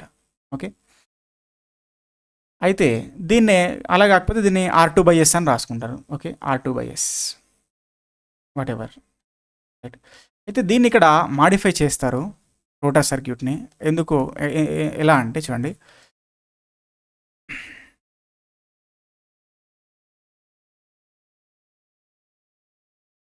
the whichever we are applying will be E2. Okay, so this will be R2. Okay, then this is X2 and this will be taken as R2/1 minus S minus 1 అని రాస్తాం దీన్ని. Okay, అంటే ఏంటంటే ఇప్పుడు ఇవి రెండింటిని add చేసామనుకో, R2 1/S minus 1 minus R2 plus R2 చేసామనుకోండి, ఇది క్యాన్సిల్ అయిపోతే మళ్ళీ ఇదే ఉంది ఇక్కడ ఉన్నట్టుగా కదా. కాబట్టి సో ఇలా రాసుకుంటాం దీన్ని. ఇలా రాయడానికి ఏంటి రీజను అంటే, ఇక్కడ డైరెక్ట్గా ఆన్సర్ వచ్చేసి మనకేంటి, ఆన్సర్ వచ్చేసి డైరెక్ట్గా ఇదే R2 ఇంటూ 1/S minus 1 ఇది. కానీ దీని సిగ్నిఫికెన్స్ ఏంటి చూడండి, ఇక్కడ స్లిప్ అనేది ఏదైతే ఉన్నదో అది లోడ్ మీద డిపెండ్ అవుతుంది అనమాట. అంటే లోడ్ని బేస్ చేసుకొని స్లిప్ మారుతూ ఉంది. స్లిప్ని బేస్ చేసుకొని ఇక్కడ ఈ రోటార్ రెసిస్టెన్స్ ఏదైతే ఉందో ఇది మారుతూ ఉన్నది. ఈ రోటార్ రెసిస్టెన్స్ని బేస్ చేసుకునే కదా మనకు ఏదైతే సప్లై నుంచి కన్జ్యూమ్ చేసుకుంటున్న యాక్టివ్ పవర్ ఏదైతే ఉన్నదో అది చేంజ్ అవుతుంది. కాబట్టి ఈ లోడ్కి అంటే ఈ మెకానికల్ లోడ్ ఈక్వలెంట్గా ఒక ఎలక్ట్రికల్ సర్క్యూట్ని రోటార్ సర్క్యూట్లో పెట్టినారు. ఓకే, ఆ equivalent ఎలిమెంటే R2 into 1/S minus 1. అంటే ఆ లోడ్లో జరిగే చేంజెస్ని ఇది ఎక్స్ప్లెయిన్ చేస్తుంది అనమాట ఇండక్షన్ మోటార్లో. Very very significant. Okay, so that's for the thing. Next, which of the following 3-phase induction motors will run at high speed if they are get connected to the same 3-phase voltage and frequency of the supply అని చెప్పేసి అన్నారు. చూడండి, ఇక్కడ NS is equal to 120F/P. Okay, so NS is inversely proportional to number of poles. ఓకే, poles ఎక్కువ ఉంటే okay మనకు speed అనేది తక్కువ ఉంటుంది. కాబట్టి 2 poles. The rotor of the 3-phase induction motor has the impedance of 0.4 plus 0.4 plus J4 ohm per phase at standstill. The maximum torque occurs at a slip of SMT, slip at maximum torque అడుగుతున్నారు. Okay, డైరెక్ట్గా దీనికి R2/X2 formula. Okay, R2 ఎంత 0.4, X2 ఎంత 4, which will B 0.1 అంటే ఎంత 10% అనమాట answer. Okay, that's okay. But ఇది ఎందుకు, అది ఎలా వచ్చింది అనేది జస్ట్ మనం షార్ట్కట్లో చెప్తే చూడండి. ఇది రోటార్ సర్క్యూటు. ఓకే, ఇక్కడ అదర్వైజ్ ఇక్కడ మనకు x2 తీసుకోండి, ఇక్కడ R2 తీసుకోండి, రైట్. ఓకే, ఇది సప్లై S ఇంటూ E2. అయితే ఇక్కడ చూడండి, ఇది R2, ఇది x2.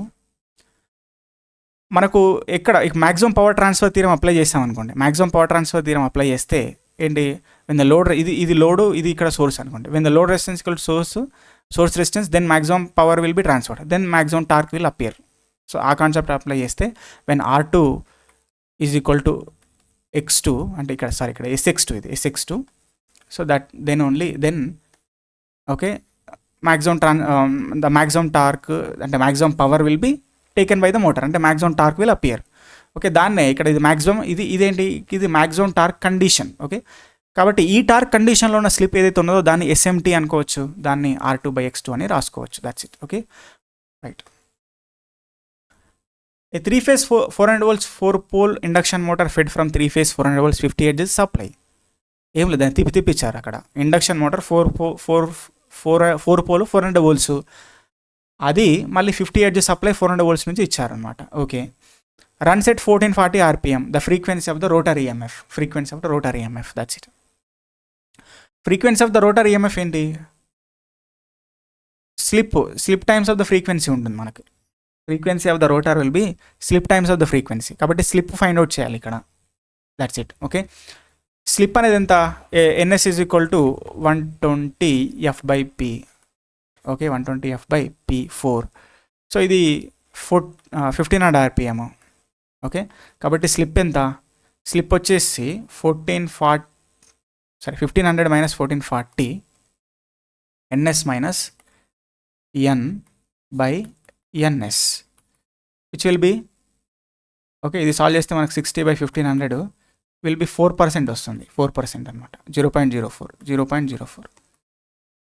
ఓకే, కాబట్టి దీనికి మనం ఇక్కడ frequency of the rotor frequency find out చేస్తే S into F, S is equal 0.04, frequency 50, which will B 2 Hz.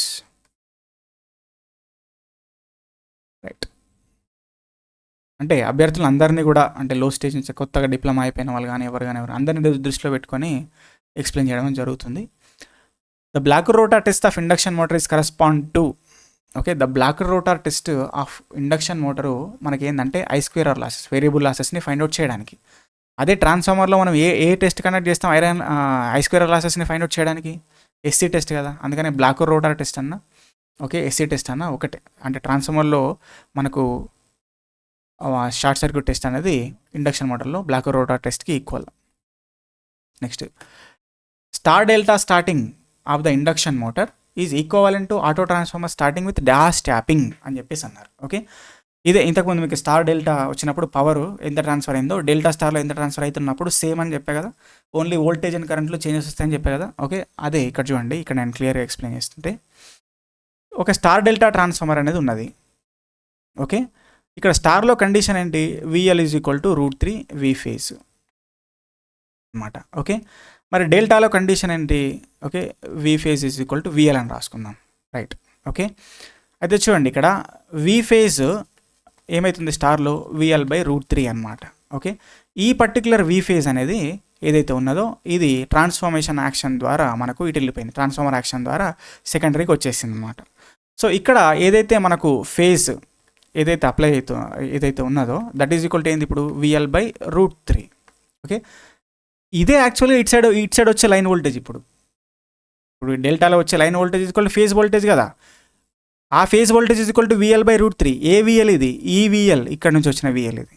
Okay, అంటే చూడండి ఇక్కడ ఫర్ ఎగ్జాంపుల్ ఇక్కడ 100 volts ఇచ్చామనుకోండి, అదేమవుతుంది ఇక్కడ 100/√3 అవుతుంది. Phase voltage is equal line voltage in delta which is equal to 100/√3.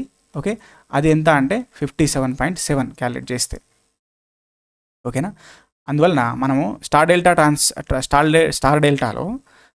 Starting అనేది auto transformer స్టార్టింగ్లో ఎంత పర్సెంట్ అంటే 57.7% అని మీనింగ్ ఇక్కడ. ఓకే, అది ఇక్కడ గుర్తుపెట్టుకోవాల్సిన అవసరం ఉంది. రైట్, ఆ విధంగా మనకు వోల్టేజ్ కరెంట్లో చేంజెస్ ఉంటాయి తప్ప పవర్ అనేది ఓవరాల్గా సేమ్ మెయింటైన్ అవుతుంది for star delta and delta star. That's it. Primary winding of stage motor అంటే ఇక్కడ మనం ఒకటే పాయింట్ గుర్తుపెట్టుకోండి, this is inverted induction motor. That's it. Rotor to stator to rotor. Okay, అయితే ఇక్కడ ఏమన్నారంటే ప్రైమరీ వైండింగ్ ఎక్కడ లొకేట్ అవుతుంది అన్నారు, ఇది లోవర్ పార్ట్ ఆఫ్ రోటార్ అనేది ఒకటి గుర్తుపెట్టుకోవాల్సింది, lower part. That's it. Next the shaded pole motor, the shading coils are used to reduce the winding losses, reduce the frictional losses, produce the rotating magnetic field, protect against sparking అని చెప్పేసి అన్నారు. Shaded pole motor. అయితే shaded pole motor important. అసలు single phase induction motor నుంచి start చేస్తే మనం single phase induction మోటార్కి ఎప్పుడైతే single phase supply అనేది ఇస్తామో అది నాట్ సెల్ఫ్ స్టార్టింగ్ అనమాట. స్టార్ట్ అవ్వదు. ఎందుకు స్టార్ట్ అవ్వదు అని అంటే ఎప్పుడైతే మనకు సప్లై అయితే ఇస్తామో అందులో ప్రొడ్యూస్ అవుతున్న ఫీల్డ్స్ ఆర్ఎంఎఫ్ ఏదైతే మ్యాగ్నెటిక్ ఫీల్డ్ ఏదైతే ఉన్నదో ఆ మ్యాగ్నెటిక్ ఫీల్డ్లో రెండు కాంపోనెంట్స్ ఉంటాయి, which is equal to FM/2 cos θ minus omega t అనే కాంపోనెంట్ ఒకటి, cos θ ప్లస్ ఒమేగా టీ అనేది ఇంకొకటి. ఇదేమో ఫార్వర్డ్ రొటేటింగ్ ఫీల్డ్ అనుకుంటే ఇది బ్యాక్వర్డ్ రొటేటింగ్ ఫీల్డ్ అనమాట. ఇట్లా రెండు ఫీల్డ్స్ ప్రొడ్యూస్ అవుతాయి, డబుల్ రివాల్వింగ్ థియరీ. సో దీన్ని బట్టి ఏమైతే ఒకటేమో బ్యాక్వర్డ్ టార్క్ ఇంకోటేమో ఫార్వర్డ్ టార్క్ రెండు ప్రొడ్యూస్ అవుతాయి, దానివలన ఓవరాల్ టార్క్ అనేది 0 అనమాట. ఓకే, సో అందుచేతన మనం ఏం చేస్తామంటే ఇంకొక యాక్సిలరీ వైండింగ్ అనేది తీసుకొని ఆ యాక్సిలరీ వైండింగ్లో ఒక ఇండక్టెన్స్ కానీ కెపాసిటెన్స్ కానీ కనెక్ట్ చేసి 90 degrees of electrical current split అనేది చేసి సో దానివల్ల ఒక రొటేటింగ్ మ్యాగ్నెటిక్ ఫీల్డ్ని ప్రొడ్యూస్ చేస్తే అప్పుడు ఇందులో ఒక కాంపోనెంట్ ఎగిరిపోయి అప్పుడు F is equal to FM/2 cos of θ minus omega tea అనేది ప్రొడ్యూస్ అవుతుంది అనమాట. అంటే సింగిల్ ఫీల్డ్ అనేది ప్రొడ్యూస్ అవుతుంది రివాల్వింగ్ ఇన్ సింగిల్ డైరెక్షన్. అప్పుడు సింగిల్ డైరెక్షన్లో సింగిల్ ఫేజ్ ఇండక్షన్ మోటార్ అనేది రొటేట్ అవుతుంది అనమాట. ఇది దానికి సంబంధించింది. అయితే షేడెడ్ పోల్ మోటార్ ఎలాగంటే ఈ ప్రిన్సిపల్ అయితే యాక్సిలరీ వైండింగ్లో మనం ఇండక్టర్ కెపాసిటర్ పెట్టి 90 degrees స్ప్లిట్ చేయడం అనే కాన్సెప్ట్ ఏదైతే ఉన్నదో అది ఈ షేడెడ్ పోల్ మోటార్లో దీని యొక్క పోల్స్లో ఒక సైడు చిన్నగా తీసుకొని ఒక షేడింగ్ బ్యాండ్ ఇస్తాం. ఇక్కడ ఈ షేడింగ్ బ్యాండ్ అనేది హైలీ ఇండక్టివ్ అనమాట. ఈ హైలీ ఇండక్టివ్ షేడింగ్ బ్యాండ్ అనేది అందులో ఉన్న ఫ్లక్స్ని స్ప్లిట్ చేసి 90 degrees డిఫరెన్స్ వచ్చేలాగా చేస్తుంది. దానివల్ల రొటేటింగ్ మ్యాగ్నెటిక్ ఫీల్డ్ ప్రొడ్యూస్ అవుతుంది. సో దానివల్ల కూడా మళ్ళీ టార్క్ ప్రొడ్యూస్ అవడానికి ఛాన్స్ ఉందన్నమాట. కాబట్టి to produce the rotating magnetic field అనేది గుర్తుపెట్టుకోవాలి. Next, in case of split phase motor the phase shift between the current in two windings is around అని చెప్పేసి అన్నారు. This will be 90 degrees. ఇంతకుముందు చెప్పినట్టుగా it is 90 degrees. Okay, next the direction of the single phase motor can be reversed by అని చెప్పేసి అన్నారు. Reversing the connections of both windings, reversing the connections of starting winding, adding resistance, reversing supply connections అన్నారు. చూడండి ఇక్కడ reversing connections of both windings wrong. ఎందుకంటే both windings connections reverse చేస్తే both వైండింగ్స్లో flow అయ్యే currents కూడా సేమ్ డైరెక్షన్లో ఉంటాయి. మళ్ళీ ఆ రెండు వైండింగ్స్లో ఏదో ఒక వైండింగ్లో కరెంట్ డైరెక్షన్ రివర్స్ అయినప్పుడు మనకు డైరెక్షన్ ఆఫ్ రొటేషన్ రివర్స్ అవుతుంది. కాబట్టి అది రాంగ్. సప్లై కనెక్షన్స్ రివర్స్ చేయడం అన్నా బోత్ వైండింగ్స్ రివర్స్ చేయడం అన్నా రెండు సేమ్ యాక్షన్ అది. కాబట్టి దట్స్ నాట్. ఇక్కడ reversing connections of starting winding or main winding రెంట్లో ఏదో ఒకటి అది కరెక్ట్ అవుతుంది. యాడింగ్ రెసిస్టెన్స్ అనేది it's doesn't matter. Okay, right. So answer is b. Right, next వచ్చేసి rise of restriking voltage of circuit breaker depends on resistance, inductance, capacitance and inductance and capacitance అని చెప్పేసి అన్నారు. అయితే ఇంతకుముందు మనం డిస్కస్ చేసిన క్వశ్చన్లో రీస్ట్రైకింగ్ వోల్టేజ్ అంటే ఏంటిది అనేది చూసాము. ఇక్కడ rate of rise of restriking voltage అనమాట. అంటే ఆ రీస్ట్రైకింగ్ వోల్టేజ్ అనేది ఏదైతే ఉన్నదో so with respect to time by t అనేది తీసుకుంటేనే the rate of by dt అంటే d/dt అనుకోండి. ఓకే, సో dVR/dt దాని rate of rise of restriking అంటే ఎంత టైంలో ఎంత ఇంక్రిమెంట్ అనేది ఉన్నది, ఎంత స్పైక్ అనేది క్రియేట్ చేస్తున్నది అనేది దానికి rate of rise of restriking voltage అంటాము. అయితే దాన్ని kV/μs అనేది దాని యూనిట్స్ అనమాట. ఓకే, అయితే అది దేని మీద డిపెండ్ అవుతుంది అని చెప్పేసి అన్నారు. కాబట్టి అయితే ఇక్కడ rate of rise of restriking voltage is equal to దానికి మనం ఏం చెప్తామంటే Vm × ωn okay sin ωn × t అనేది ఈక్వేషన్. ఇక్కడ ωn అంటే 1/√LC, ఇక్కడ 1/√LC అంటే సిస్టంలో కనెక్ట్ చేయబడిన LNC పారామీటర్స్ వాల్యూస్ అనమాట. కాబట్టి ఇండక్టెన్స్ అండ్ కెపాసిటెన్స్ బోత్ కూడా will be affecting the rate of rise of restriking voltage. So answer is D. Okay, right. Next, the reactance relay is preferred for the protection against the earth faults, phase faults, series faults and phase faults and series faults అని చెప్పేసి అన్నారు. చూడండి, ఇక్కడ reactance relay అనేది మనకు earth ఫాల్ట్స్కి చాలా ఇంపార్టెంట్గా use చేస్తాం. ఎందుకంటే ఇక్కడ ఏదైతే రియాక్టెన్స్ రిలే ఉన్నదో ఆ రియాక్టెన్స్ రిలే మనకు ఎర్త్ రెసిస్టెన్స్ అంటే గ్రౌండ్ రెసిస్టెన్స్ వలనైనా కానీ ఆర్క్ రెసిస్టెన్స్ వలనైనా కానీ ఎక్కువ ఎఫెక్ట్ అవ్వదు. అంటే ఫర్ ఎగ్జాంపుల్ ఒక ట్రాన్స్మిషన్ లైన్ ఉంది, ఆ ట్రాన్స్మిషన్ లైన్ మీద లైన్ టు గ్రౌండ్ ఫాల్ట్ వచ్చింది అనుకోండి.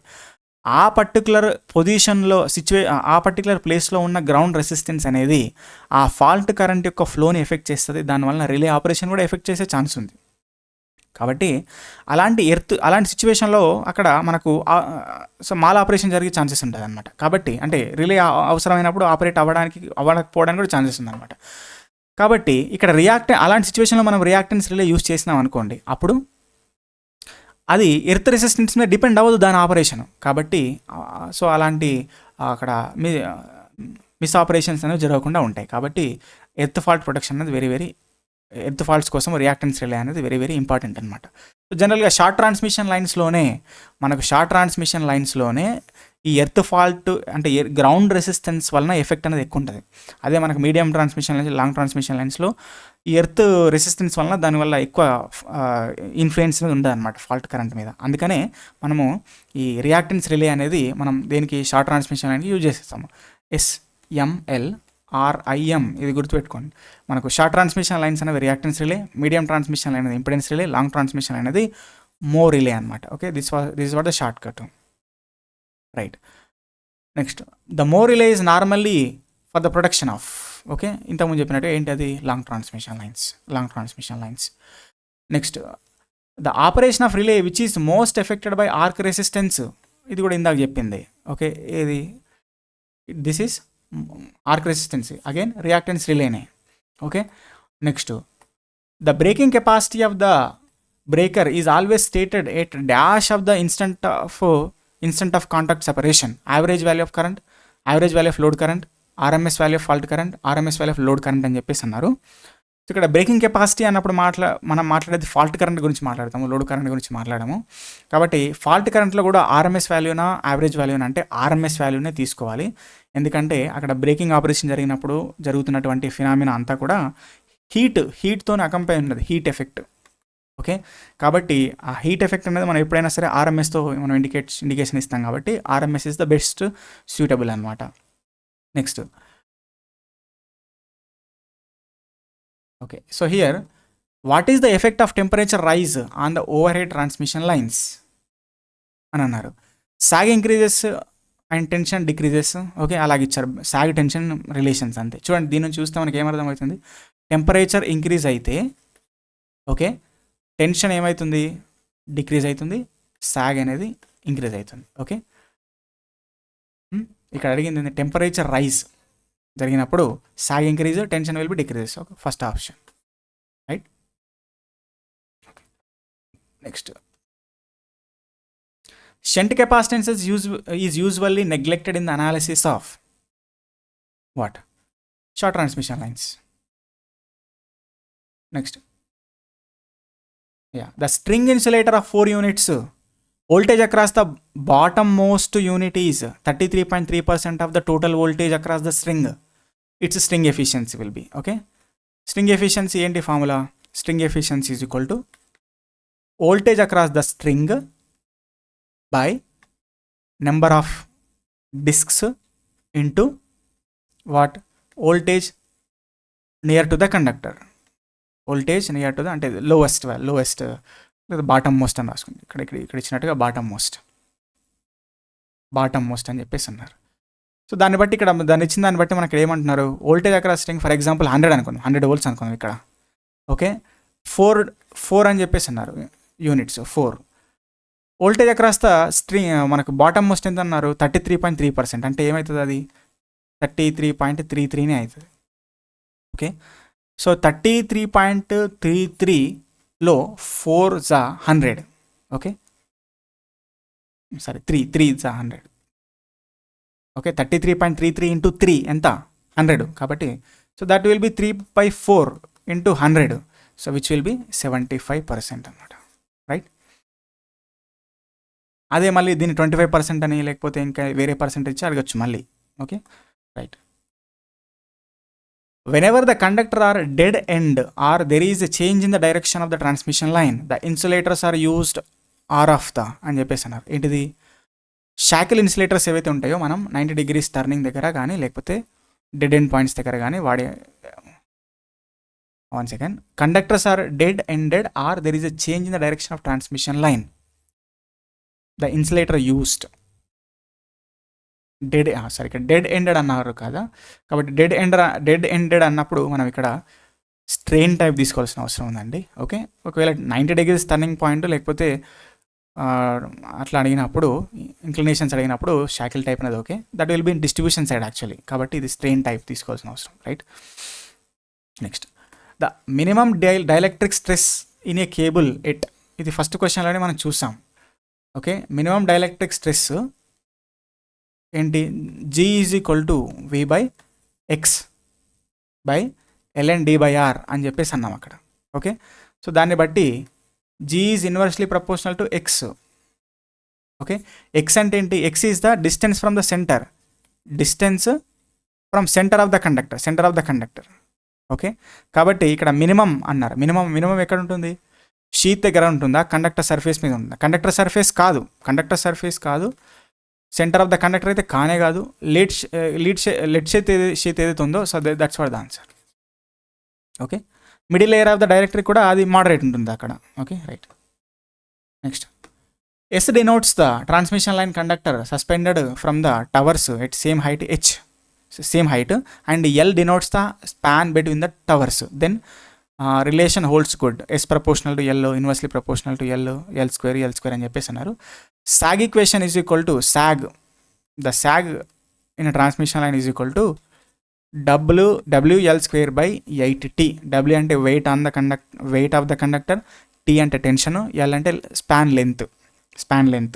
ఓకే, కాబట్టి మనకేంటి, S proportional to L square అనేది ఉన్నది, కాబట్టి the answer is C. Right, next, W denotes the weight of the conductor, WI denotes the weight of the ice loading and WA denotes the wind loading per unit length of the conductor. Then the net weight W of the conductor taken for the sag calculation. ఏం లేదు, ఇక్కడ ఇప్పుడు ఒక conductor ఉందండి. So ఈ particular conductor మీద మనకు ఒక పర్టికులర్ కండక్టర్ ఉంది. ఆ కండక్టర్ పైన డిఫరెంట్ అంటే కండక్టర్ వెయిట్ అనేది డిఫాల్ట్గా ఉంటుంది, అది W అనుకోండి. అయితే ఆ కండక్టర్ బయట అట్మాస్ఫియర్లో ఉన్నది కాబట్టి సో దానిపైన మనకేంటి, ఐస్ అనేది, అంటే మనకు వింటర్ సిచ్యువేషన్లో ఐస్ డిపాజిషన్ అనేది ఉంటుంది అనమాట. ఓకే, అయితే కండక్టర్ వెయిట్ ఏదైతే ఉన్నదో ఆ కండక్టర్ వెయిట్ మనకి ఏ డైరెక్షన్లో ఉన్నది, డౌన్వర్డ్ డైరెక్షన్, అంటే ఎర్త్ సైడ్ ఉన్నది, gravitational side. Okay, and ice loading కూడా అది మళ్ళీ దానివల్ల ఇంకా డౌన్ సైడే వెయిట్ని క్రియేట్ చేస్తుంది అనమాట. ఐస్ WI కూడా ఆ డైరెక్షన్లో, W కూడా ఆ డైరెక్షనే. ఇంకోటి ఎయిర్ అనేది ఈ పక్క నుంచి వస్తుంది, ఇట్లా ఈ డైరెక్షన్లో. ఓకే, ఆ వెయిట్ అనేది మనకు దీనికి పర్పెండిక్యులర్గా ఉంటుంది అనమాట. కాబట్టి ద ఓవరాల్ డైరెక్షన్ ఏంటి అంటే ఒక ట్రయాంగిల్ లాగా అనమాట. Okay, so this is WA, this is WI. Okay, otherwise ఇలా తీసుకోండి, this is W. Okay, C, this is W, weight of the conductor, W, weight of the conductor. Okay, and again WI in the same direction. Okay, and weight of the conductor is in this weight due to air in this direction, so the overall will be vector sum. Okay, so W plus WI whole square plus WA whole square anamata. Okay, so which is equal to this overall wait is equal to. Okay, కాబట్టి ఇక్కడ answer వచ్చేసి W² is equal W + WI. ఇది తీసుకోవాల్సిన అవసరం ఉంది. Next, the presence of earth in case of overhead lines increase the capacitance, increases the inductance, decrease the capacitance, decrease the inductance. Presence of ఎర్త్కి, ఇండక్టెన్స్కి, రెసిస్టెన్స్కి సంబంధం లేదు, కెపాసిటెన్స్తోనే ఎఫెక్ట్ ఉంటుందండి. ఎందుకంటే లైన్ టు గ్రౌండ్ కెపాసిటెన్స్.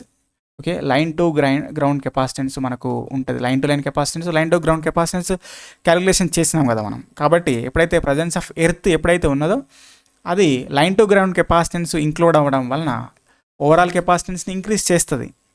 మరి ప్రెజెన్స్ ఆఫ్ ఎర్త్ ఇప్పుడు ప్రెజెన్స్ ఆఫ్ ఎర్త్ అంటే లైన్ టు గ్రౌండ్ కెపాసిటెన్స్ ఉన్నట్టు అర్థం. ప్రెజెన్స్ ఆఫ్ ఎర్త్ లేదంటే అర్థమైంది. అంటే ప్రెజెన్స్ ఆఫ్ ఎర్త్ లేదని ఎప్పుడు చెప్తాము అంటే C is equal to εA/d. ఇక్కడ distance between the line to ground అనేది ఎక్కువ ఉందనుకోండి, కెపాసిటెన్స్ అనేది తగ్గిపోతుంది అనమాట. అంటే లైన్ టు గ్రౌండ్ కెపాసిటెన్స్ అనేది మోర్ అండ్ మోర్ ఉందనుకోండి, కెపాసిటెన్స్ ఈజ్ నెగ్లిజిబుల్. అంటే line to ground capacitance is negligible అనమాట. సో ఇది సిచ్యువేషన్, రైట్. ఇక్కడైతే ప్రెజెన్స్ ఆఫ్ ఎర్త్ అంటున్నారు కాబట్టి మనకు C అనేది ఉన్నట్టే. C is existing, line to ground capacitance existing, that's why overall capacitance will be increases. Next, the three-phase overhead transmission line has its conductors arranged at the corners of the equilateral triangle, okay, which are 2 meters side. Okay, diameter of each will be 1.25 meters. 1.25 centimeters. Then capacitance of the each line అని చెప్పేసి అన్నారు per meter. Okay, అయితే ఇక్కడ answer ఇక్కడ ఏంటి 2πε ln GMD/GMR వేసుకోవాలి. 3 phase కదా, so ln GMD/GMR. Okay, కాబట్టి ఇక్కడ GMD ఎంత చూడండి, ఇక్కడ ఈక్వలాటరల్ కాబట్టి 2నే ఉంటుంది. ఈక్వలాటరల్ కాబట్టి GMD overall GMD is equal to, so ఇది డిస్టెన్స్ బిట్వీన్ ద 2 లైన్స్ తీసుకోవచ్చు. కాబట్టి ln 2 meters అన్నారు కాబట్టి 200 కింద అంటే సెంటీమీటర్స్లో తీసుకుంటే 200 centimeters by 1.25 centimeter. Option 1 is కరెక్ట్గా తీసుకోవాల్సిన అవసరం ఉంది, రైట్. నెక్స్ట్, ఇక్కడ చూడండి, consider the following statements. The calculations performed using the short line approximation model instead of nominal 5 model for medium length transmission line delivering lagging load at given receiving end voltage always results in sending end current. ఇక్కడ results higher. చూడండి, ఇక్కడ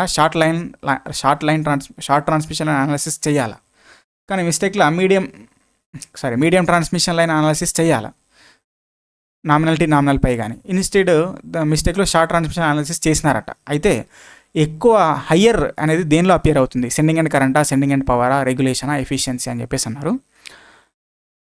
okay, so దీన్ని బట్టి చూస్తే మనం ఇక్కడ medium transmission లైన్కి చేయాల్సిన అనాలిసిస్ షార్ట్ ట్రాన్స్మిషన్ అనాలిసిస్ చేశారు కాబట్టి ఎఫిషియన్సీ అనేది ఇంక్రీజ్ అవుతుంది.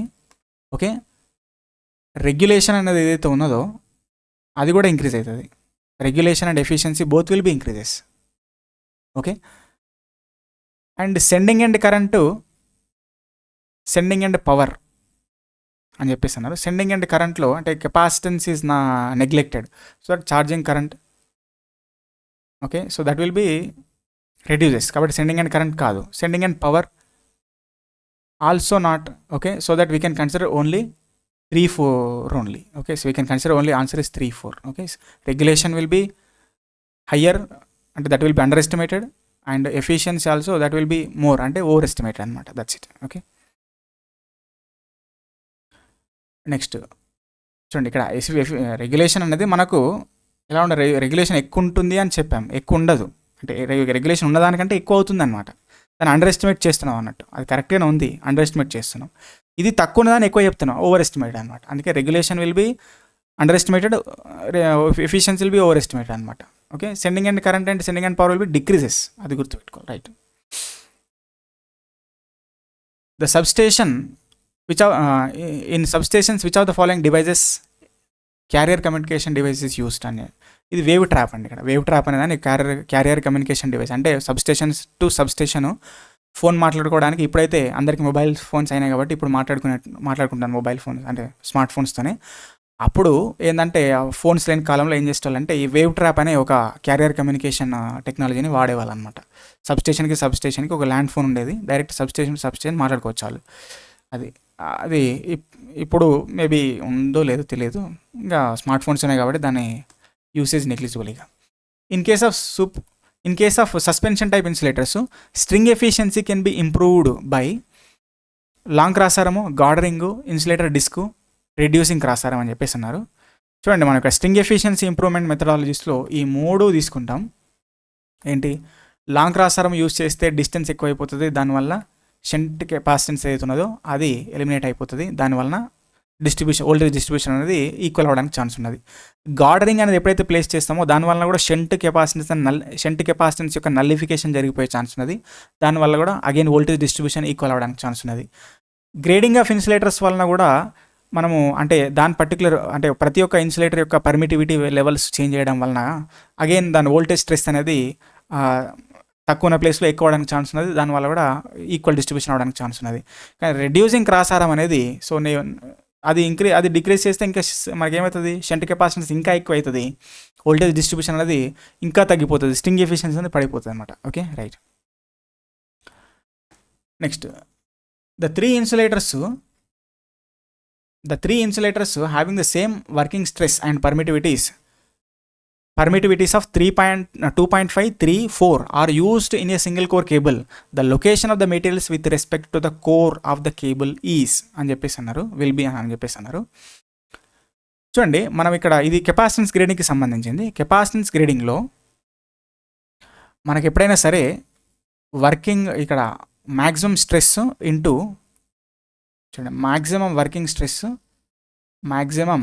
Working stress into permittivity product ఏదైతే ఉన్నదో, ఓకే, సో ఈ product near to the conductor అంటే near to the power cable ఏదైతే ఉన్నదో దానికి దగ్గరలో ఓకే ఎక్కువ ఉండాలి. ఓకే, దిస్ పర్టికులర్ ప్రోడక్ట్ అనేది ఎక్కువ ఉండాలి. ఇంకా ముందుకు వెళ్తూ ఉంటే అంటే షీత్ సైడ్ వెళ్తూ ఉంటే ఈ పర్టికులర్ ప్రోడక్ట్ అనేది తగ్గిపోతూ ఉండాలన్నమాట. ఓకే, సో ఆ విధంగా 4, 3, 2.5 అనేది ఇక్కడ ఆన్సర్. 4, 3, 2.5 ఇక్కడ మనం ఒకటే గుర్తుపెట్టుకోవాలి. Permittivity levels of a particular insulator should be more near to the conductor surface and near to the sheath surface or away from the conductor surface it will be less annamata. Okay, epsilon will be less, epsilon will be more. Right. అయితే యాక్చువల్గా ఇక్కడ working stress కూడా same అన్నారు కాబట్టి okay, అది వేరే వేరే ఉంటే ఆ ప్రోడక్ట్ తీసుకోవాల్సిన అవసరం ఉంది. Okay, right. Next, the effect of transposition in transmission system is such that each transmission and conductor has same average capacitance, same average resistance, same average inductance, same average temperature అని చెప్పేసి అన్నారు. Transposition is the effect. చూడండి, ఇక్కడ transposition అనేది ఎప్పుడైతే మనం place చేస్తామో అది ఆర్ఎల్సి పారామీటర్స్ని మూడింటిని కూడా ఎఫెక్ట్ చేస్తుంది. కాబట్టి ఈ 3 కూడా కరెక్టే. కాబట్టి ఇక్కడ క్వశ్చనే తప్పు. మేబీ ఇక్కడ నాట్ అని చెప్పేసి అన్నారు అనుకుంటా, not. Okay, it will be not effects the transmission line switch parameter అని చెప్పేసి అనొచ్చు. Average temperature maybe. Okay, next, the skin effect is much smaller in solid conductors than standard conductors అని చెప్పేసి అన్నారు. చూడండి, skin effect is much smaller than solid conductor with solid conductor much smaller with solid conductor than the standard conductor. అంటే solid కండక్టర్లోనే smaller ఉంది అంటున్నారు, ఇది తప్పు. ఓకే, సాలిడ్ కండక్టర్లో అన్నిటికన్నా స్కిన్ ఎఫెక్ట్ అనేది ఎక్కువ ఉంటుంది compare to standard conductor and hollow conductor, all those things. Hollow conductors are used for solid bus bars to overcome the adverse effect due to skin effect. ఇది కరెక్టే. Skin ఎఫెక్ట్ని eliminate చేయాలంటే మనం hollow కండక్టర్స్కి వెళ్ళాల్సిందే. Next, resistivity of the copper is less than aluminium. ఇది కూడా కరెక్టే. Next, in 3-phase transmission system the resistance per phase is the resistance of either of the conductor అని చెప్పేసి అన్నారు. ఓకే, అప్రాక్సిమేట్లీ ఇది కూడా కరెక్టే. అంటే రెసిస్టెన్స్ పర్ ఫేజ్ క్యాలిక్యులేట్ చేసినప్పుడు ప్రతిదానికి సేమ్ ఉండొచ్చు, అప్రాక్సిమేట్లీ ఆల్మోస్ట్ సేమ్ ఉండొచ్చు, మైనర్ చేంజెస్ బేస్ చేసుకుంటే. ఓకే, కాబట్టి statement 1 and statement 2 is true అన్నారు, ఇది రాంగ్. ఎందుకంటే స్టేట్మెంట్ 1 రాంగ్ కదా, కాబట్టి స్టేట్మెంట్ 1 ఈజ్ ట్రూ అన్నారు, ఇది కూడా wrong. Statement 2 is false, statement 4 is true అని చెప్పేసి అన్నారు. స్టేట్మెంట్ 2 ఈజ్ ఫాల్స్ అన్నారు, కాబట్టి ఇది కూడా రాంగే. కాబట్టి statement 3 and statement 4 are correct అన్నారు, కాబట్టి we can go with this. Last question. For long high voltages and extra high voltage lines dash is provided to present over voltage on the line. Okay, over voltages అన్నారు, over voltages. Long high voltages and extra high voltage lines dash are provided to prevent, చూడండి, to prevent over voltages. Over వోల్టేజెస్ని prevent చేయాలంటే మనం ఏం చేయాలి? Shunt రియాక్టర్స్కి వెళ్ళాలి. Over voltage దేని వల్ల వస్తాయి? మనకు కెపాసిటెన్స్ ఎఫెక్ట్ వల్ల వచ్చేదానికి ఛాన్స్ ఉంది. కాబట్టి రియాక్టర్స్ ప్లేస్ చేస్తే, ఓకే, ఇంకా దట్స్ ఇట్. ఓకే, కెపాసిటర్ అనేది కరెక్ట్. షంట్ కెపాసిటర్, ఇక్కడ సిరీస్ కెపాసిటర్ ఎందుకు ప్లేస్ చేస్తాము? Series capacitor to improve the steady state stability limit, where p max is equal to VS into VL by XL అని చెప్తాం కదా. ఎప్పుడైతే లైన్ రియాక్టెన్స్, ఎప్పుడైతే మనం సిరీస్ కెపాసిటెన్స్ని ప్లేస్ చేస్తామో అప్పుడు ఏమవుతుంది? P max dash is equal to VS into VL by XL minus XC అనమాట. ఇది ఇంప్రూవ్ అవుతుంది, ఇంక్రీజ్ అవుతుంది ఇది. ఓకే, ఎంత ఇంక్రీజ్ అవుతుంది అంటే 1/1 - k టైమ్స్ ఇంక్రీజ్ అవుతుంది. ఓకే, ఇక్కడ k అంటే ఏంటంటే ఎక్స్సి బై ఎక్స్ఎల్. సో అలాగా, right. So this is what the sub engineer paper. కాబట్టి ఇది ఇక్కడ పేపర్ చూస్తే ఈజీనే. అయితే ఆ తర్వాత వచ్చిన పేపర్స్ మనం చూస్తే మనకు ఎస్పీడీసీలో సబ్ ఇంజనీర్ వచ్చిన పేపర్ అనేది చాలా టఫ్ వచ్చింది. కాబట్టి సో ఇప్పుడు జరగబోయే ఎగ్జామ్లో రాబోయే పేపర్ అనేది ఎలా ఉంటుంది అనేది చూస్తే మేబీ దీనికన్నా కొంత స్టాండర్డ్ ఎక్కువ లెవెల్లో ఉండొచ్చు. మేబీ మరి sub engineer level paper last time 2022 sub engineer paper చూసినాం అనుకోండి, that's like A bouncer. Okay, so అది చూస్తే దానిలాగా అంటే ఇంకా మనం ఇంకా ఎక్కువ స్టాండర్డ్స్లో చదవాల్సి ఉంటుంది అనమాట. కాబట్టి ఎనీవే ఈ కాన్సెప్ట్స్ అంటే క్వశ్చన్స్ ఇలాగ వస్తాయని కాదు, కాకపోతే సో కాన్సెప్ట్స్ రివిజన్ అనేది జరుగుతుంది దీనివల్ల అనమాట. కాబట్టి దానివల్ల కాన్ఫిడెన్స్ కూడా ఎక్కువ ఇంప్రూవ్ అవడానికి ఛాన్స్ ఉంది. కాబట్టి వీడియో నచ్చితే లైక్ చేయండి, మీ ఫ్రెండ్స్ అందరికీ షేర్ చేసే ప్రయత్నం చేయండి. సో వీడియో ఎలాగ ఉన్నది, ఎక్స్ప్లెనేషన్ ఎలాగ ఉన్నది అనే దాన్ని మీరు కామెంట్స్ రూపంలో తెలియజేయండి. సో అది నాకు ఎంకరేజింగ్గా ఉంటుంది. అండ్ ఏమన్నా ఎక్కడన్నా మిస్టేక్స్లో అంటే తొందరపాట్లో కానీ లేకపోతే కాన్సెప్ట్లో సరిగ్గా తెలియక కానీ ఏదైనా మిస్టేక్ చెప్పి ఉంటే నాకు కామెంట్స్లో తెలియజేయండి, no problem. And thank you so much.